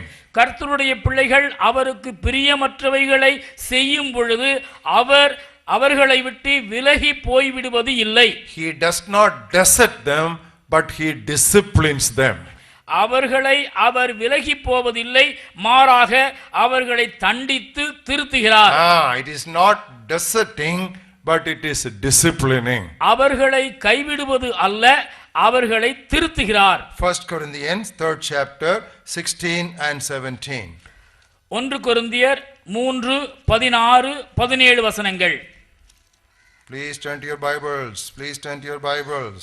வேத வசனங்களை திருப்பி பாருங்கள். Do you not know that you are the temple of God and the Spirit of God dwells in you? நீங்கள் தேவனுடைய ஆலயமாய் இருக்கிறீர்கள் என்றும் தேவனுடைய ஆவி உங்களில் வாசமாய் இருக்கிறார் என்றும் அறியாதிருக்கிறீர்களா? If anyone defiles the temple of God, God will destroy him. ஒருவன் தேவனுடைய ஆலயத்தை கெடுத்தால் அவனை தேவன் கெடுப்பார். For the temple of God is holy, which temple you are. தேவனுடைய ஆலயம் பரிசுத்தமாய் இருக்கிறது, நீங்களே அந்த ஆலயம். The word destroy here cannot and does not mean bringing into nothing. கெடுப்பார் என்று சொல்லப்படுகின்றதான வார்த்தை அவனை ஒன்றுமில்லாமல் ஆக்கிவிடுவார் என்று அர்த்தப்படுத்துவதாக இல்லை. If that has been the case, the Corinthian church should have been flattened when Paul wrote that letter. அப்படி சொல்லப்படுவது உண்மையாயிருந்திருக்குமானால் பவுல் இந்த நிருபத்தை கொரிந்தியருக்கு எழுதுகின்றதான வேளையிலே அந்த சபை இருந்த நிலைமைக்கு அது அப்படியே அழிந்து போயிருக்கும். So the word destroy means about strict and very stern discipline. கெடுப்பார் என்கிறதான வார்த்தை இந்த இடத்திலே தண்டனையை குறிக்காமல் திட்டவட்டமான கட்டுப்பாடான ஒழுங்கை குறிக்கிறது. And when you come to James 4th chapter, the same truth is illustrated by a language that is normally between spouses. யாக்கோபு 4வது அத்தியாயத்திலே வரும் பொழுது இந்த கண்டிப்பான ஒரு படிப்பினையை தன்னுடைய பாணியிலே வித்தியாசமான வார்த்தைகளின் மூலமாக யாக்கோபு விளக்குகின்றார். James 4th chapter verses 4 and 5. யாக்கோபு 4:4-5 வசனங்கள். Adulterers and adulteresses, விபச்சாரரே விபச்சாரிகளே, don't you know that friendship with the world is enmity with God? உலக சிநேகம் தேவனுக்கு விரோதமான பகை என்று அறியீர்களா? Whoever therefore wants to be a friend of the world makes himself an enemy of God. ஆகையால் உலகத்துக்கு சிநேகிதனாய் இருக்க விரும்புகிறவன் தேவனுக்கு பகைஞனாகிறான். Do you think that the scripture says in vain, the spirit that dwells in us yearns jealously? நம்மில் வாசமாயிருக்கிற ஆவியானவர் நம்மிடத்தில் வைராக்கிய வாஞ்சையாய் இருக்கிறார் என்று வேத வாக்கியம் வீணாய் சொல்லுகிறது என்று நினைக்கிறீர்களோ? I will illustrate what language is used there. இங்கே உபயோகிக்கப்பட்டிருக்கின்றதான சொற்றொடரின் பாணி இன்னதென்று உங்களுக்கு நான் விளக்குகின்றேன். When the wife talks to another man more than once or very frequently, the husband will not just be watching it with fun. தன்னுடைய மனைவி இன்னொரு மனிதனிடத்திலே ஒன்றுக்கு மேற்பட்ட முறை அளவலாவிக் கொண்டிருப்பதை புருஷன் ஒருவன் பார்ப்பானேயானால் அதனை பார்த்து வாழாவிருக்க மாட்டான். The spirit in him yearns and churns within himself unto jealousy. இருக்கின்றதான ஆவி பற்றி எரிகின்றது, அவனுக்குள் இருக்கின்றதான வைராக்கிய வாஞ்சை கொழுந்து விட்டு எரிகிறது. Spouses are mutually possessive of each other. தம்பதியர்கள் ஒருவரில் ஒருவர் சொந்தம் பாராட்டுகின்றதான வைராக்கியம் உடையவர்களாய் இருக்கிறார்கள். Now that language of possessiveness is what is written here by James when he drives home this truth. தம்பதியர்கள் இப்படி சொந்தம் பாராட்டுகின்றதான ஒரு நிலைமையைத்தான் வைராக்கிய வாஞ்சை என்று பரிசுத்த ஆவியானவரை குறித்து யாக்கோபு அப்போஸ்தலன் குறிப்பிடுகின்றார். So if there is a sin, he does not say, okay, I don't want you, I will go. No, that's not like that. Staying there, he yearns jealously and see that the relationship is severed. ஒரு தவறு நடக்கும் பொழுது நீ பாவம் செய்து விட்டாய், நீ எனக்கு வேண்டாம், சீப்போ என்று விரட்டி விடாதபடிக்கு அந்த பாவம் செய்த நபரோடு கூட தங்கி அந்த பாவத்தை களைந்து அவரை சீர்பொருத்துகின்ற வேலையைத்தான் பரிசுத்த ஆவியானவர் செய்கின்றார். Even under the old covenant, when David committed one of the awful sins in his life, the Holy Spirit did not leave him. பழைய ஏற்பாட்டிலே மிக பயங்கரமான ஒரு பாவத்தை தாவீது செய்த பொழுதிலும் கூட பரிசுத்த ஆவியானவர் அவனை விட்டு விலகவில்லை. The presence of God did not leave him. இறை பிரசன்னம் அவனை விட்டு கடந்து போகவில்லை. Turn with me to Psalm 51. 51ஆம் சங்கீதத்தை எடுத்துக்கொள்ளுங்கள். We will look at verse 11. 11ஆம் வசனத்தை பார்ப்போம். Psalm 51 and verse 11. சங்கீதம் 51:11. You know, this was the confession of his sin before God. தேவனுக்கு முன்னதாக தன்னுடைய பாவத்தை தாவீது இவ்விதமாய் அறிக்கையிட்டார். What did he pray? அவன் என்ன ஜெபித்தான்? Lord, bring me back into your presence. Did he pray like that? உம்முடைய சமூகத்திற்கு மீண்டுமா என்னை கொண்டு வாரும் என்றா அவன் ஜெபித்தான்? No. இல்லை. Don't cast me away from your presence. உமது சமூகத்தை விட்டு என்னை தள்ளாமலும். Did he say, Lord, give back the Holy Spirit that you took away from me? நீர் என்னிடத்திலிருந்து எடுத்துக்கொண்ட பரிசுத்த ஆவியை எனக்கு திரும்ப தாரும் என்று அவன் ஜெபித்தானா? No, he இல்லை. prayed, Lord, do not take your Holy Spirit from me. உமது பரிசுத்த ஆவியை என்னிடத்திலிருந்து எடுத்துக்கொள்ளாமலும் இரும். That is why backsliding is very serious. ஆகவேதான் பின்மாற்றம் என்பது மிகவும் முக்கியமான ஒரு காரியம். If God leaves you and if the Holy Spirit leaves you, you will immediately come to your senses, but he does not leave you. ஆனாலும் கூட அவர் உங்களை விட்டு விடுவதில்லை. That means in Christian life there is a tremendous sense of personal responsibility to maintain this live contact relationship with God. இந்த காரியத்திலே நாம் விளங்கிக் கொள்கின்ற காரியம் என்னவென்றால் தேவனோடு ஒரு உயிரோட்டமுள்ள உறவையும் நட்பையும் தொடர்ந்து வைத்துக் கொள்வதிலே மனிதனுடைய பொறுப்பு முக்கியமானது. In other words, the Holy Spirit and the presence of God is permanently resident in us. பரிசுத்த ஆவியானவரும் இறை பிரசன்னமும் நிரந்தரமாக நமக்குள் குடிகொண்டிருக்கிறது. He does not make shunting trips between heaven and earth according to our level of spirituality. நம்முடைய ஆன்மீக நிலைக்கு ஏற்றவாறு வானத்துக்கும் பூமிக்கும் வந்து போகின்றதான விருந்தாளியாக தேவன் இருப்பதில்லை. He always dwells in us. அவர் எப்பொழுதும் நமக்குள் வாசம் பண்ணுகிறார். First, he is grieved. முதலாவது அவர் துக்கப்படுகிறார். You keep on grieving him. Finally, he is quenched. அவரை நாம் தொடர்ந்து துக்கப்படுத்திக் கொண்டே இருக்கும் பொழுது அவரை அவித்து போடுகிறோம். But he does not quit you. ஆனாலும் கூட அவர் நம்மை விட்டு விலகுவதில்லை. He is quenched, but he does not quit.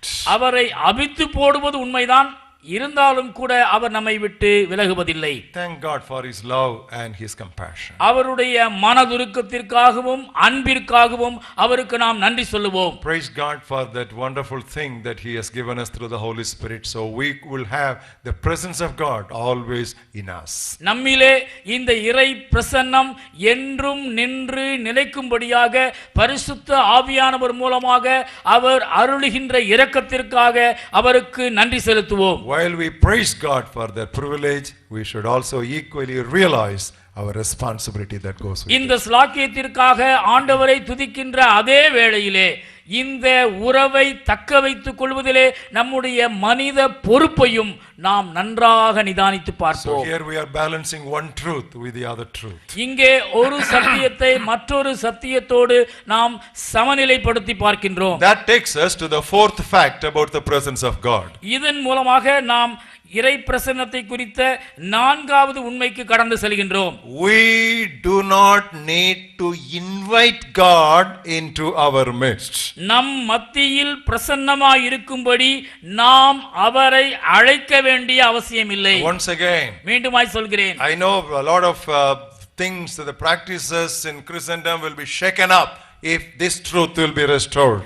இன்று இந்த சத்தியத்தை நாம் நன்றாக விளங்கிக் கொள்வோமேயானால் கிறிஸ்தவத்திலே காணப்படுகின்றதான பல்வேறு நடைமுறை பழக்கங்கள் வழக்கங்கள் அடியோடு நின்று போகும். It is absolutely unnecessary to ask God to come in our midst. எங்கள் மத்தியில் வாரும் ஆண்டவரே என்று அழைப்பதற்கு அவசியமே இல்லை. You do not need to at any time invite him to your midst. எந்த வேளையிலும் எந்த காலகட்டத்திலும் நம் மத்தியில் வரும்படியாக ஆண்டவருக்கு அழைப்பு கொடுக்க வேண்டிய அவசியமே இல்லை. Why? ஏன்? He is already there. அவர் ஏற்கனவே அங்கிருக்கிறார். Jesus did not say, where 2 or 3 are gathered together in my name, I will come in their midst. 2 அல்லது 3 பேர் எங்கே கூடியிருக்கிறீர்களோ அங்கே அவர்கள் மத்தியில் வருவேன் என்று ஆண்டவர் சொல்லவில்லை. Rather he said, where 2 or 3 are gathered together in my name, there I am in their midst. மாறாக என் நாமத்தினாலே எங்கே 2 அல்லது 3 பேர் கூடியிருக்கின்றீர்களோ அங்கே அவர்கள் மத்தியில் நான் இருக்கிறேன் என்று கூறினார். Now I better we read that words because we may think that we have memorized it wrongly in the Sunday school. ஞாயிறு பள்ளியிலே ஒருவேளை இதனை தவறாக மனனம் செய்திருக்கின்றோமோ என்று ஒருவேளை உங்களுக்கு சந்தேகம் வரலாம். ஆகையால் இந்த வசனத்தை நேரிலேயே எடுத்து வாசித்து விடுவோம். Matthew chapter 18 and verse 20. மத்தேயு 18:20. For where 2 or 3 are gathered together in my name, they don't even need to pray in my name or sing in my name. As God's people, when they come together, I am there. Before the first hymn is sung, before the song leader comes on to the stage, I am there in their midst. This is Bible. ஏனெனில் 2 பேராவது 3 பேராவது என் பெயராலே எங்கே கூடியிருக்கிறார்களோ, கூடி ஜெபிக்க ஆரம்பித்த பிற்பாடு, பாடல்கள் பாடின பிற்பாடு, ஆராதித்த பிற்பாடு என்றெல்லாம் அல்ல, எங்கே கூடி இருக்கிறார்களோ அங்கே அவர்கள் நடுவில் இருக்கிறேன் என்று ஆண்டவர் சொல்லிவிட்டார். அங்கே பாடல் முதலாவதாக பாட துவங்குவதற்கு முன்னமே, ராகத் தலைவன் மேடைக்கு வருவதற்கு முன்னமே, விசுவாசிகள் கூடி வந்த மாத்திரத்தில் தானே தேவன் அங்கே இருக்கிறார். இதுதான் வேதம். Because where 2 or 3 are gathered together in the name of Jesus, there is a local expression of the body of Christ and God indwells the church. ஏனென்றால் 2 அல்லது 3 பேர் ஓரிடத்தில் கூடி வரும் பொழுது உலகளாவிய சபையின் உள்ளூர் வெளிப்பாடு அங்கே காணப்படுவதால் தமது உடலாம் சபையிலே தேவன் இறங்கி வருகின்றார். So you don't need to invite God, you have to simply acknowledge his presence. ஆகவே அவரை வாரும் வாரும் என்று அழைக்க வேண்டிய அவசியமில்லை, அவருடைய பிரசன்னத்தை அணைத்துக் கொள்ள வேண்டும். So instead of saying, Lord, come in our midst, it would be more scriptural to say, Lord, thank you for your presence that is in our midst. வாரும் ஆண்டவரே என்று நாம் அழைப்பதை விட வந்திருப்பதற்காக நன்றி ஆண்டவரே என்று சொல்லுவதுதான் வேதத்தின் அடிப்படையில் சரியானதாகும். We must walk by faith and not by sight or any senses whatsoever. நாம் தரிசித்து நடவாமல் விசுவாசித்து நடக்கின்றபடியினாலே இதற்கு அப்பாற்பட்ட எந்த காரியத்திற்கும் முக்கியத்துவம் கொடுக்க I வேண்டாம். will go one step further. நான் இன்னொரு படி மேலே செல்ல விரும்புகிறேன். Don't seek for any tangibility of the presence of God. இறை பிரசன்னத்தை நேரடியாக காண வேண்டும் என்று முற்படாதிருங்கள். Because he is there. That's a fact. You accept it. அவர் அங்கே இருக்கிறார். அது ஒரு உண்மை, நிலைமாறாத சத்தியம். அதை நீங்கள் உணருங்கள், அவ்வளவுதான். Now turn with me to explain the truth to 2 Corinthians 5th chapter. 2 கொரிந்தியர் 5வது அத்தியாயத்திற்கு திருப்பி இதற்கான விளக்கத்தை கவனியுங்கள். We'll read from verse 5 to 7. 5 முதல் 7 வசனங்கள். 2 Corinthians 5, 5 to 7. 2 கொரிந்தியர் 5 முதல் 7. Now he who has prepared us for this very thing is God, who also has given us the Spirit as a down payment, as a guarantee. இதற்கு நம்மை ஆயத்தப்படுத்துகிறவர் தேவனே, ஆவி என்னும் அச்சாரத்தை நமக்கு தந்தவரும் அவரே. Therefore, we are always confident knowing, what's the knowledge? That while we are at home in the body, we are absent from the physical presence of the Lord. இந்த தேகத்தில் குடியிருக்கையில் கர்த்தரிடத்தில் குடியிராதவர்களாய் இருக்கிறோம் என்று அறிந்தும் எப்பொழுதும் தைரியமாயிருக்கிறோம். We walk by faith and not by sight. நாம் தரிசித்து நடவாமல் விசுவாசித்து நடக்கிறோம். We are confident. That word confidence figures out so much. We are confident, yes, well placed, rather to be absent from the body, to be present with the Lord.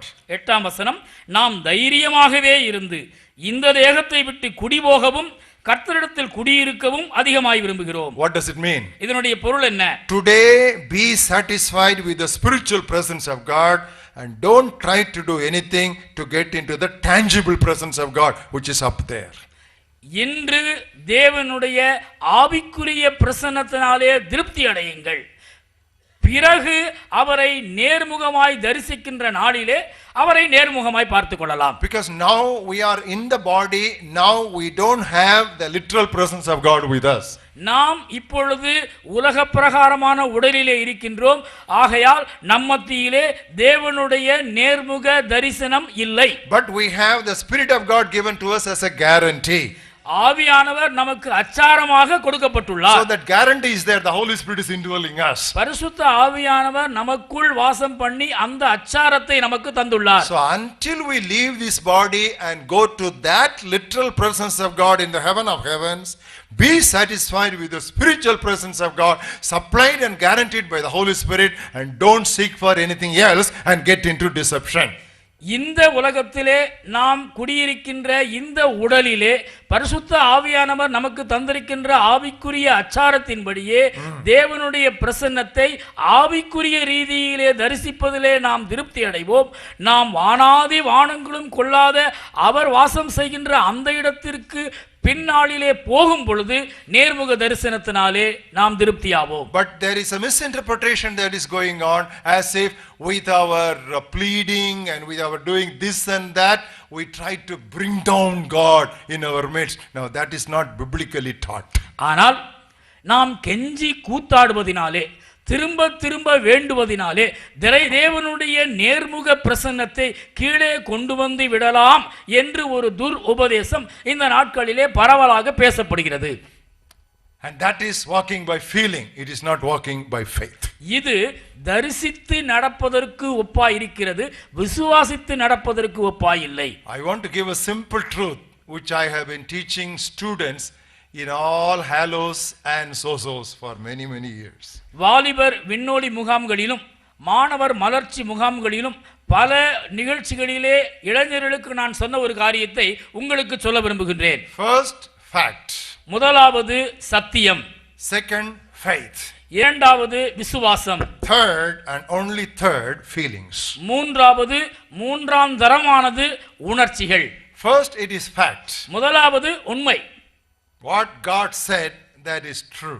தேவன் என்ன சொல்லி இருக்கின்றாரோ அதுதான் சத்தியம். Where 2 or 3 are gathered together in my name, there I am in their midst. என் நாமத்தினாலே 2 அல்லது 3 பேர் எங்கே குழுமி இருக்கிறார்களோ அங்கே அவர்கள் மத்தியில் நான் இருக்கிறேன். That is fact. அதுதான் சத்தியம். Fact is constant. சத்தியம் நிலை மாறாதது. Fact Fact is unchangeable. சத்தியம் மாறாதது. Fact is eternal. சத்தியம் நித்தியமானது. Step number 2. இரண்டாவது, You believe it. நீ அதை விசுவாசி. You believe it. நீங்கள் அதை விசுவாசியுங்கள். Once again, you believe that fact. அந்த உண்மையை நீங்கள் நம்புங்கள். Even if 1,000 people don't believe that fact remains a fact. The fact cannot be altered. 1000 மக்கள் இந்த சத்தியத்தை விசுவாசியாமற் போனாலும் சத்தியம் சத்தியமாகத்தான் இருக்கும், அது மாறாது. Because the Bible says, will their unbelief make the word of God of none effect? உங்களுடைய அவிசுவாசம் இறை வார்த்தையை பயனற்றதாக அவமாக்குமோ? No, your faith or no faith is not going to disturb the fact of God's revelation. நீங்கள் விசுவாசிக்கின்றீர்களோ இல்லையோ அது தேவனுடைய வெளிப்பாட்டை அவமாக்காது. So the fact is he is there. சத்தியம் அங்கே இருக்கிறது. If you believe it, அதனை நீங்கள் விசுவாசிக்கும் பொழுது, step number 3, you may or may not feel it. If you don't feel it also, the fact remains the same. மூன்றாவது படியிலே சொல்லப்பட்டபடியாக நீங்கள் அதனை உணர்கின்றீர்கள். மீண்டுமாய் சொல்லுகிறேன், நீங்கள் உணர்கிறீர்களோ உணரவில்லையோ, இறைப்பிரசன்னத்தை குறித்த உணர்ச்சி இருக்கிறதோ இல்லையோ, இறைப்பிரசன்னம் இருப்பது உண்மை, சத்தியம். In your Christian life, keep this order intact. Never ever change the order. Fact first, faith next, feelings last. உங்களுடைய கிறிஸ்தவ வாழ்விலே இந்த ஒழுங்கினை நிலை மாறாமல் அப்படியே வரிசையாக தக்க வைத்துக் கொள்ளுங்கள். முதலாவது சத்தியம், இரண்டாவது விசுவாசம், மூன்றாவது உணர்ச்சிகள். Some days we feel like mightily saved, next day we feel like miserably lost. ஒரு நாளிலே மிக அற்புதமாய் ரட்சிக்கப்பட்டோம் என்று துள்ளி குதிக்கின்றோம், மற்றொரு நாளிலே ஐயோ அதமானேன் என்று சொல்லி புலம்புகிறோம். That is not how the truth of God keeps changing. இப்படியாக தேவனுடைய சத்தியம் மாறிக்கொண்டே இருப்பதில்லை. You know why? ஏன் தெரியுமா? We are sealed. நாம் முத்திரையிடப்பட்டுள்ளோம். That is the meaning of that word, sealed by the Holy Spirit. பரிசுத்த ஆவியினால் முத்திரையிடப்பட்டுள்ளோம் என்பதற்கான பொருள் இதுதான். சாப்பா குத்திட்டா பிற ஒண்ணுமே செய்ய முடியாது. We are sealed. That's it. Sealed. பரிசுத்த ஆவியால் முத்திரையிடப்பட்டுள்ளோம். In the other translation is guaranteed. Who is that guarantee? The Holy Spirit is the guarantee. இதற்கான அச்சாரம், அத்தாட்சி யார்? பரிசுத்த ஆவியானவரே. Another translation is down payment. உடனடி கிரயம் என்று மற்றொரு மொழிபெயர்ப்பு சொல்கிறது. Full payment is made. முழு கிரயமும் செலுத்தப்பட்டாயிற்று. After that no bargain, no change.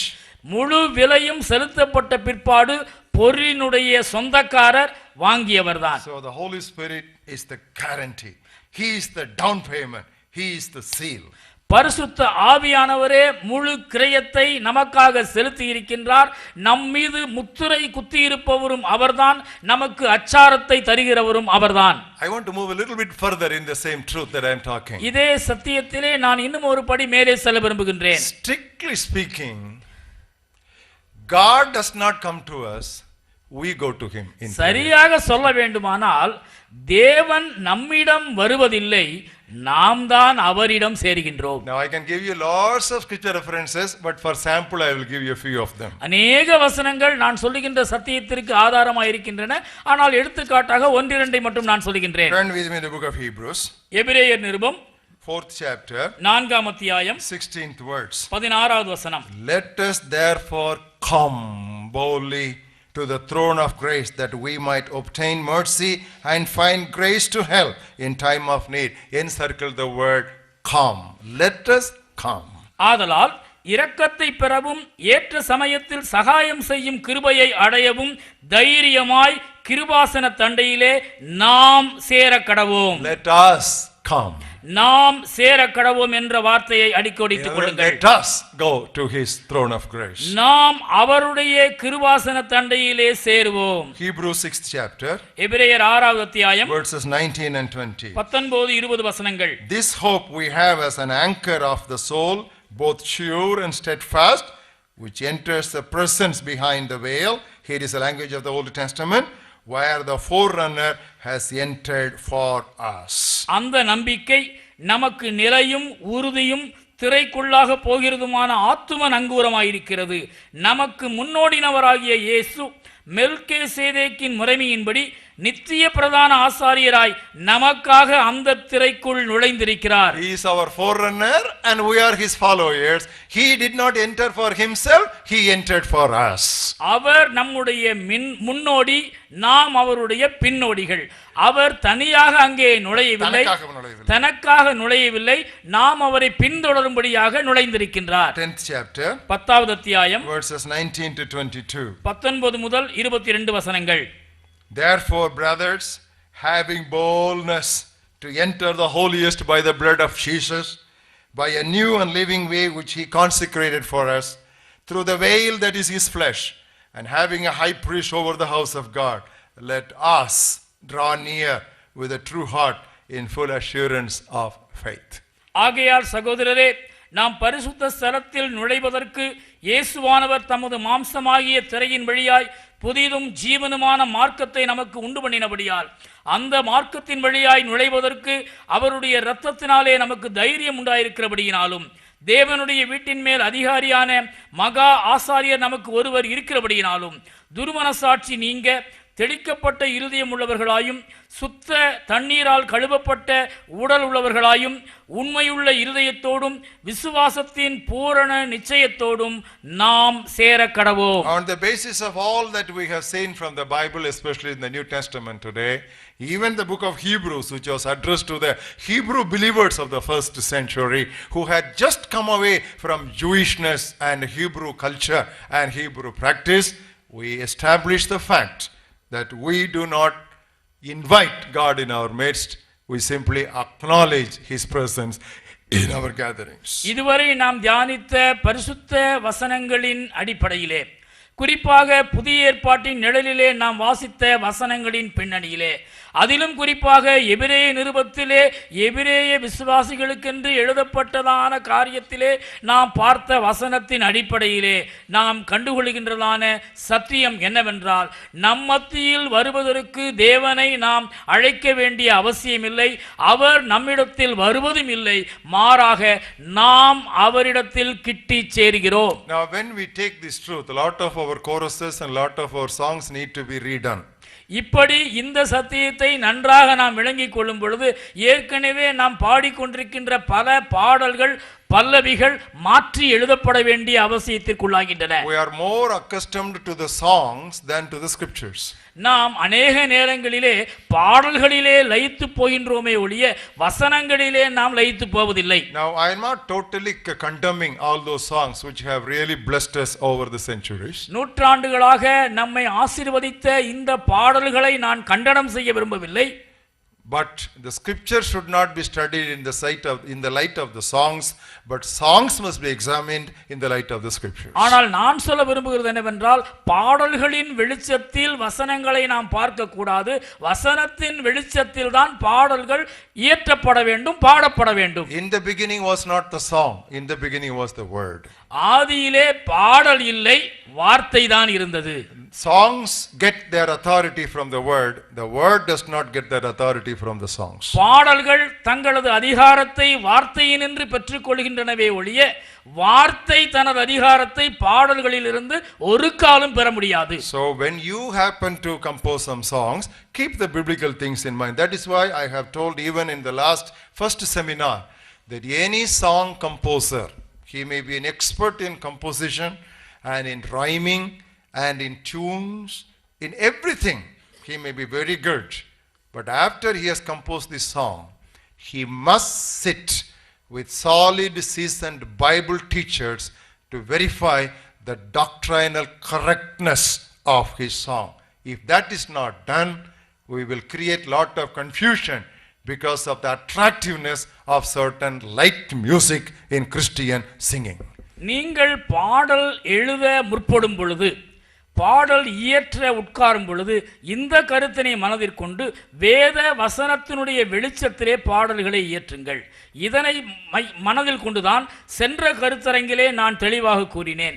எந்த ஒரு நிபுணனாக இருந்தாலும் சரி, எந்த சிறந்த பாடல் ஆசிரியராக இருந்தாலும் சரி, எதுகை மோனையோடு ரசனையோடு மிக நயத்தோடு பாடல் எழுதுகின்ற வித்தகனானாலும் சரி, அவன் தன்னுடைய பாடலை இயற்றிய பிற்பாடு வசன வசனத்திலே தெளிவு பெற்ற ஆரோக்கிய உபதேச பிரசங்கி ஒருவரிடத்தில் உட்கார்ந்து தான் எழுதிய பாடல் வரிகள் வேதத்தின்படி சரியானவைதானா என்று உரசி பார்த்து பின்னதாக தன்னுடைய பாடலை வெளியிடட்டும். இல்லை என்றால் மிக நயமான மெல்லிசையின் மூலமாக வெளியிடப்படுகின்றதான இந்த பாடல் வரிகள் பல குழப்பங்களையும் வஞ்சகத்தையும் கிறிஸ்துவின் திருச்சபையிலே உற்பத்தி செய்யக்கூடும். Because people sing the songs more often than they read the scriptures. வேதத்தை வாசிக்கதை விட மக்கள் பாடுவதில் தானே அதிக ஆர்வம் காட்டுகின்றார்கள். So what they memorize is the song and they do not take pains to memorize the scriptures.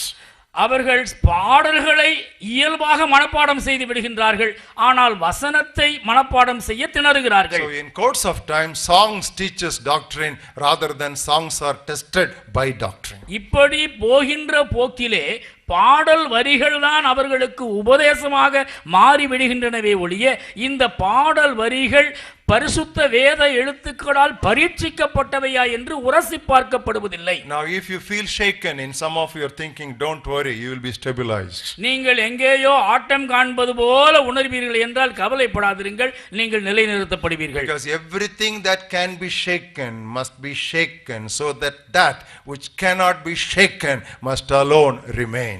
ஏனென்றால் அசையக்கூடியவைகள் எல்லாம் அசைக்கப்பட்டுதான் ஆக வேண்டும், அப்படிதான் அசையப்படாமல் இருக்கின்றதான சத்தியம் நிலைநாட்டப்படும். So come along with me with that spirit and understanding. இந்த ஆவியோடும் உணர்த்துதலோடும் தொடர்ந்து என்னோட கூட பயணியுங்கள். The fifth fact about the presence of God, இறை பிரசன்னத்தை குறித்த ஐந்தாவது வேத உண்மை, the spectacular manifestation of God's glory is according to his sovereign will. தேவ மகிமையின் அதிசய வெளிப்பாடுகள் அவரது ராஜரீக சித்தத்தின்படியே அருளப்படுகின்றன. There can be some occasional manifestations of God's glory.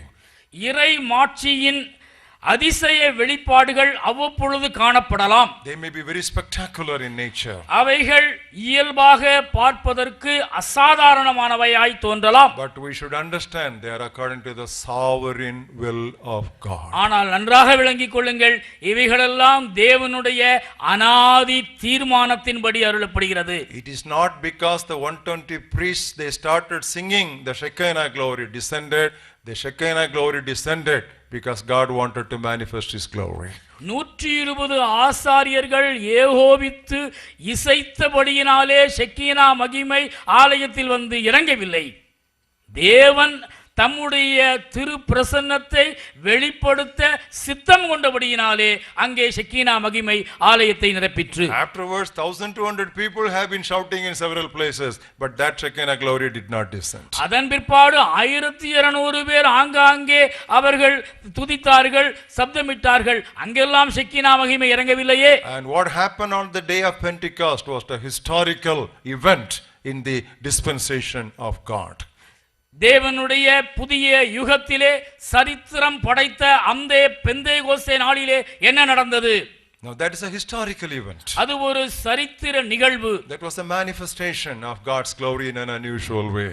இறை மாட்சிமை அசாதாரணமான விதத்திலே வெளிப்படுத்தப்பட்டதான ஒரு அதிசயமான நிகழ்வு. But that is not the norm in the church. Underline that word norm. That is not normative in church life. ஆனால் திருச்சபை வாழ்விலே இதுதான் சட்டம் என்று சொல்லுவதற்கு இல்லை. Tongues of fire were there only on the day of Pentecost. அக்கினி மயமான நாவுகள் பெந்தேகோஸ்தே நாளில் மட்டும்தான் காணப்பட்டன. Once again, மீண்டுமாய் சொல்கிறேன், tongues of fire came only on the day of Pentecost. After that we read about the outpouring of the Spirit in several instances. There were no tongues of fire. பல இடங்களிலே பரிசுத்த ஆவியானவர் பொழிந்தருளப்பட்டதான சம்பவங்களை நாம் தொடர்ந்தேச்சியாக வாசித்தாலும் பெந்தேகோஸ்தே நாளன்று பரிசுத்த ஆவியானவர் ஊற்றப்பட்ட பொழுது மட்டும்தான் அக்னிமயமான நாவுகளை குறித்து வாசிக்கின்றோம். Places were not shaken every time the disciples prayed. சீஷர்கள் ஜெபித்த எல்லா சமயங்களிலும் அவர்கள் ஜெபித்த இடம் அசையவில்லை. They did not say, Lord, shake this place, shake this place. They did not pray like that. They said, Lord, take care of the threatenings, give us boldness to preach the gospel. When they prayed, they were filled with the Spirit and the place was shaken. They did not ask for the shaking of the place. இந்த இடத்தை அசையும், இந்த இடத்தை உலுக்கும் ஆண்டவரே என்று சொல்லி சீஷர்கள் ஜெபிக்கவில்லை. ஆண்டவரே, எங்களுக்கு வருகின்ற இந்த பயமுறுத்தல்களை எல்லாம் நீர் நோக்கி பாரும், எங்களை தைரியம் உள்ளவர்களாக்கும், உம்முடைய வசனத்தை துணிவாய் பிரசங்கிக்கும்படி எங்களுக்கு உம்முடைய வார்த்தையை தாரும் என்றுதான் ஜெபித்தார்கள். அப்படி அவர்கள் ஜெபித்த போது அவர்கள் ஜெபித்த இடம் அசைந்தது. So the sovereign act of God cannot be compelled by human plea. இப்படியாக தேவனுடைய ராஜரீக சித்தத்தின்படி செய்யப்படுகின்றதான ஒரு அதிசயம் மனிதனுடைய வேண்டுதலினாலே பெற்றுக்கொள்ளப்பட முடியாது. But when we try to work up something, you know what happens? We produce lot of Ishmaels. You will not produce Isaacs. இதை விட்டு நாமாக எதையாவது உற்பத்தி செய்ய வேண்டும் என்று நாம் முற்பட்டால் முடிவிலே இஸ்மவேலை தான் பெற்றுக்கொள்வோம். You won't have Isaac, you will have Ishmael. ஈசாக்குகளை பெற்றெடுக்க மாட்டோம், நமது உற்பத்தி இஸ்மவேல்களையே பிறப்பிக்கும். For example, உதாரணமாக, keep on singing a stanza again and again and again and again and again and again and again and keep on fast beating the drum again and again and again. You get into some kinds of a religious fancy and you say, oh, the glory of God descended. No, nothing descended. வேக வேகமாக ஒரே கவியினை திரும்ப திரும்ப திரும்ப திரும்ப திரும்ப பாடிக்கொண்டே இருப்பதினாலோ, விரைவாக வெகு விரைவாக கொட்டடிப்பதினாலேயோ தேவனுடைய மகிமை இறங்கி வராது. ஏதோ உங்களுக்குள் வேண்டுமானால் ஒரு பரவச உணர்வு தோன்றலாம். Because my Bible is very clear in the words of Jesus, that kind of practice is not Pentecostal, that kind of practice is pagan. என்னுடைய வேதம் சொல்லுகிறபடியாக இவ்விதமான பழக்கம் பெந்தேகோஸ்தே பழக்கம் அல்ல, இது பேய்த்தனமான பழக்கம். Turn with the good translation. Matthew 6th chapter. மத்தேயு 6வது அத்தியாயம் and verses 7 and 8. 7-8 வசனங்கள். Because we have to study, that's what I said, we should study the Sermon on the Mount, because that is the greatest sermon. ஆகவேதான் நான் சொன்னேன், மலை சொற்பொழிவை நாம் தீர வாசிக்க வேண்டும் என்று. இதுதான் சொற்பொழிவுகளிலெல்லாம் மகா சொற்பொழிவு. When you pray, நீங்கள் ஜெபம் பண்ணும் பொழுது, when you worship, நீங்கள் ஆராதிக்கும் பொழுது, when you gather together and sing praises, நீங்கள் ஒன்று கூடி வந்து தேவனை துதிக்கும் பொழுது, do not use vain repetitions as the heathen do. வீண் வார்த்தைகளை திரும்ப திரும்ப அலப்பாதேயுங்கள். As the heathens do. அஞ்ஞானிகளைப் போல அப்படி செய்யாதிருங்கள். They are chanting mantras. அவர்கள் மந்திரங்களை ஓதுகிறார்கள் again and again. மீண்டும் மீண்டும். And several of them get possessed in that process. இப்படி திரும்ப திரும்ப ஓதுவதினாலே அவர்கள் அங்கே அலைக்கழிக்கும் ஆவிக்குள்ளாகிறார்கள். And Jesus has made it very clear, when you pray, don't do it. இயேசு தெளிவாக சொன்னார், நீங்கள் ஜெபிக்கும் பொழுது அஞ்ஞானிகளைப் போல ஜெபிக்காதிருங்கள். They think by their many words or their repetitions they will be heard, because usually their Baal goes to sleep or he goes on furlough.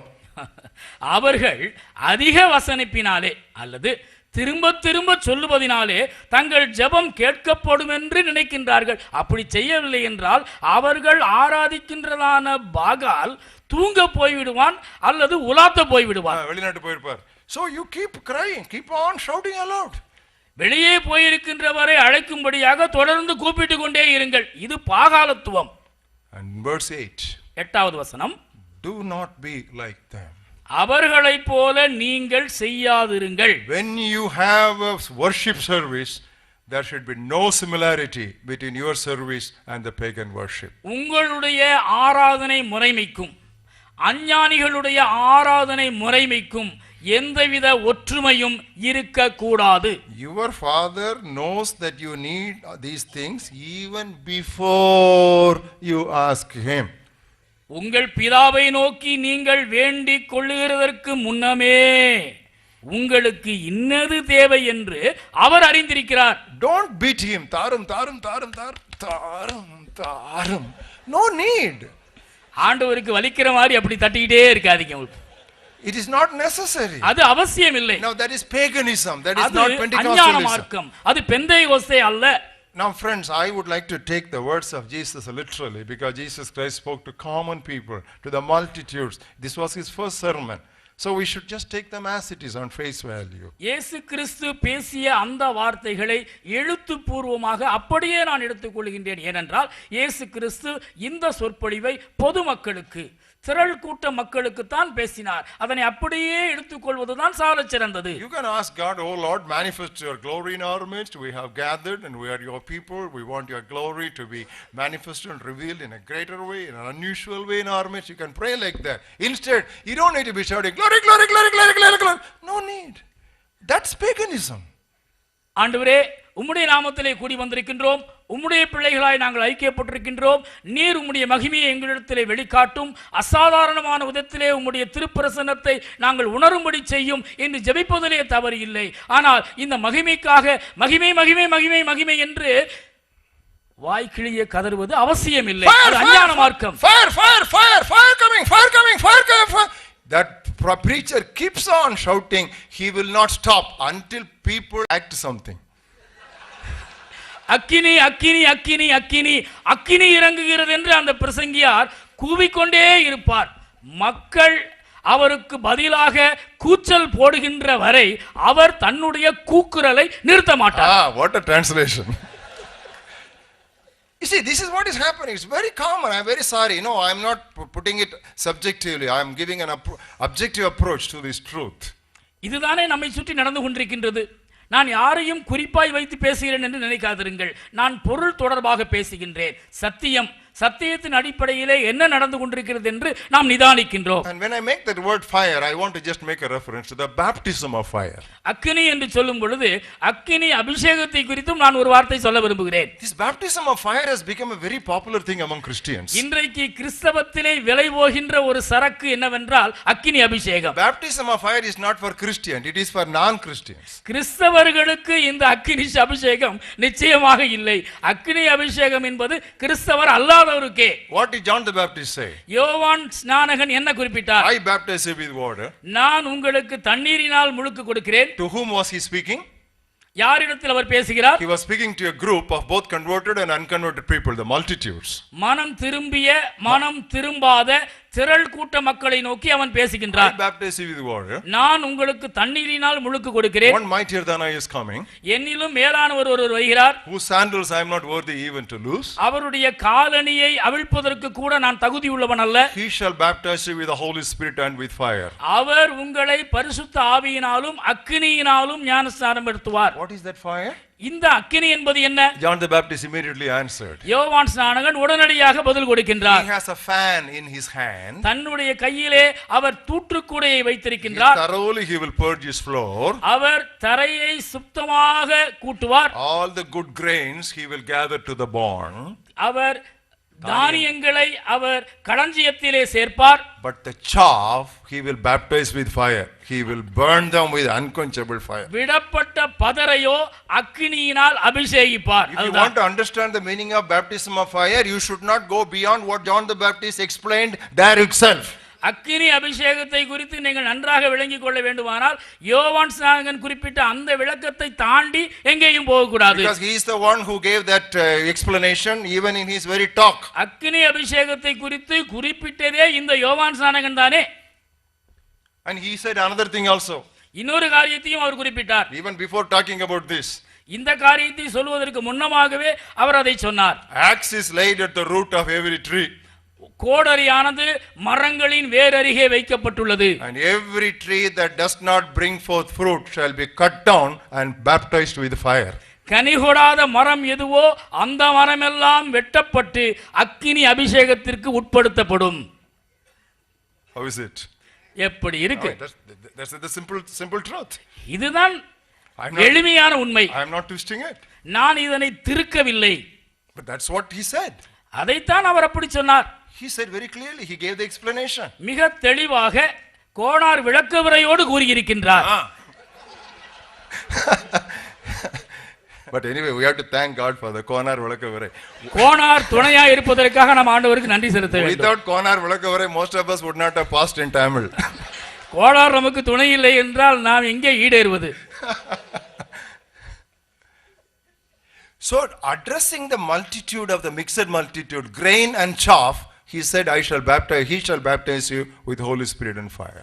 தானியமும் பதரும் கலந்தது போன்று அஞ்ஞானிகளும் ஆண்டவரை ஏற்றுக்கொண்டவர்களும் கலந்திருந்ததான அந்த திரள் கூட்ட மக்களிடத்திலே பேசும் பொழுது இந்த அக்கினி அபிஷேகத்தை குறித்து யோவான் ஸ்நானகன் சொல்கின்றார். But later on, ஆனால் பின் நாட்களிலே when Jesus spoke to his disciples, இயேசு தம்முடைய சீடர்களிடத்தில் மட்டும் பேசும் பொழுது, turn with me to Acts of the Apostles, 1st chapter and 5th verse.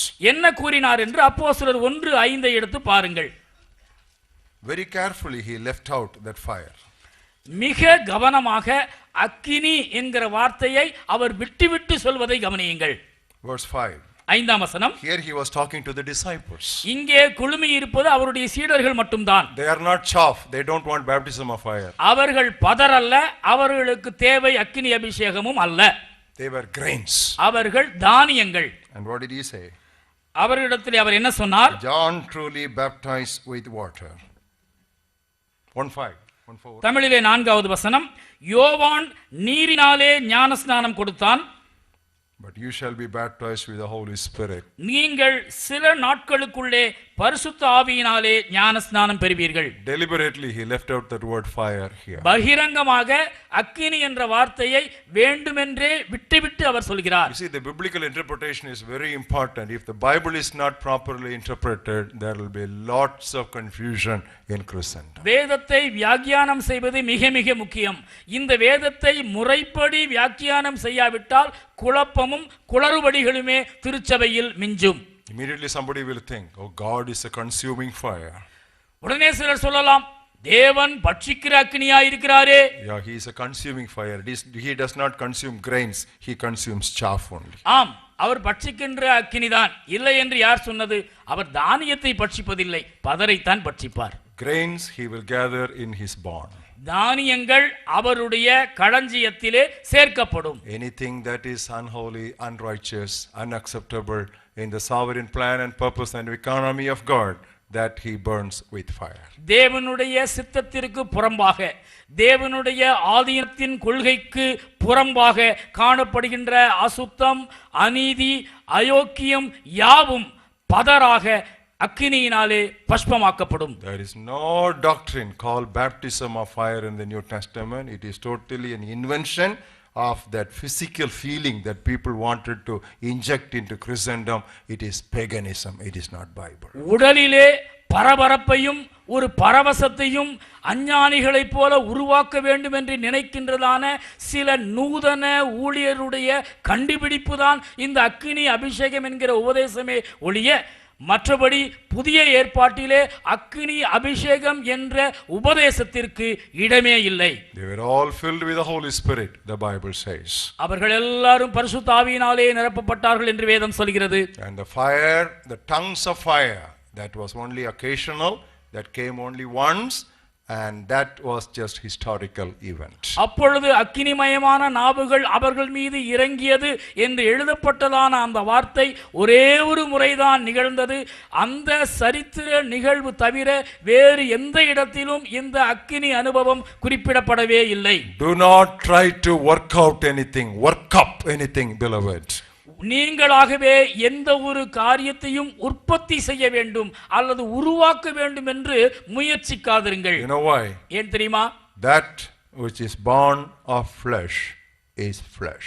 மாம்சத்தினால் பிறந்தது மாம்சமாயிருக்கும். Let me say that again. மீண்டுமாய் சொல்கிறேன். Let me give it as a warning to all of you sitting here who have some leadership responsibility to congregations and churches. ஏதோ ஒரு விதத்திலே தலைமைத்துவ பொறுப்புகளிலே உங்களுடைய சபைகளிலும் ஐக்கியங்களிலும் காணப்படுகின்றதான நீங்கள் கூடி வந்திருக்கின்றதான இவ்வேளையிலே உங்களுக்கு முன் எச்சரிக்கையாக நான் இதனை கூறுகின்றேன். Flesh, what is born of flesh is flesh.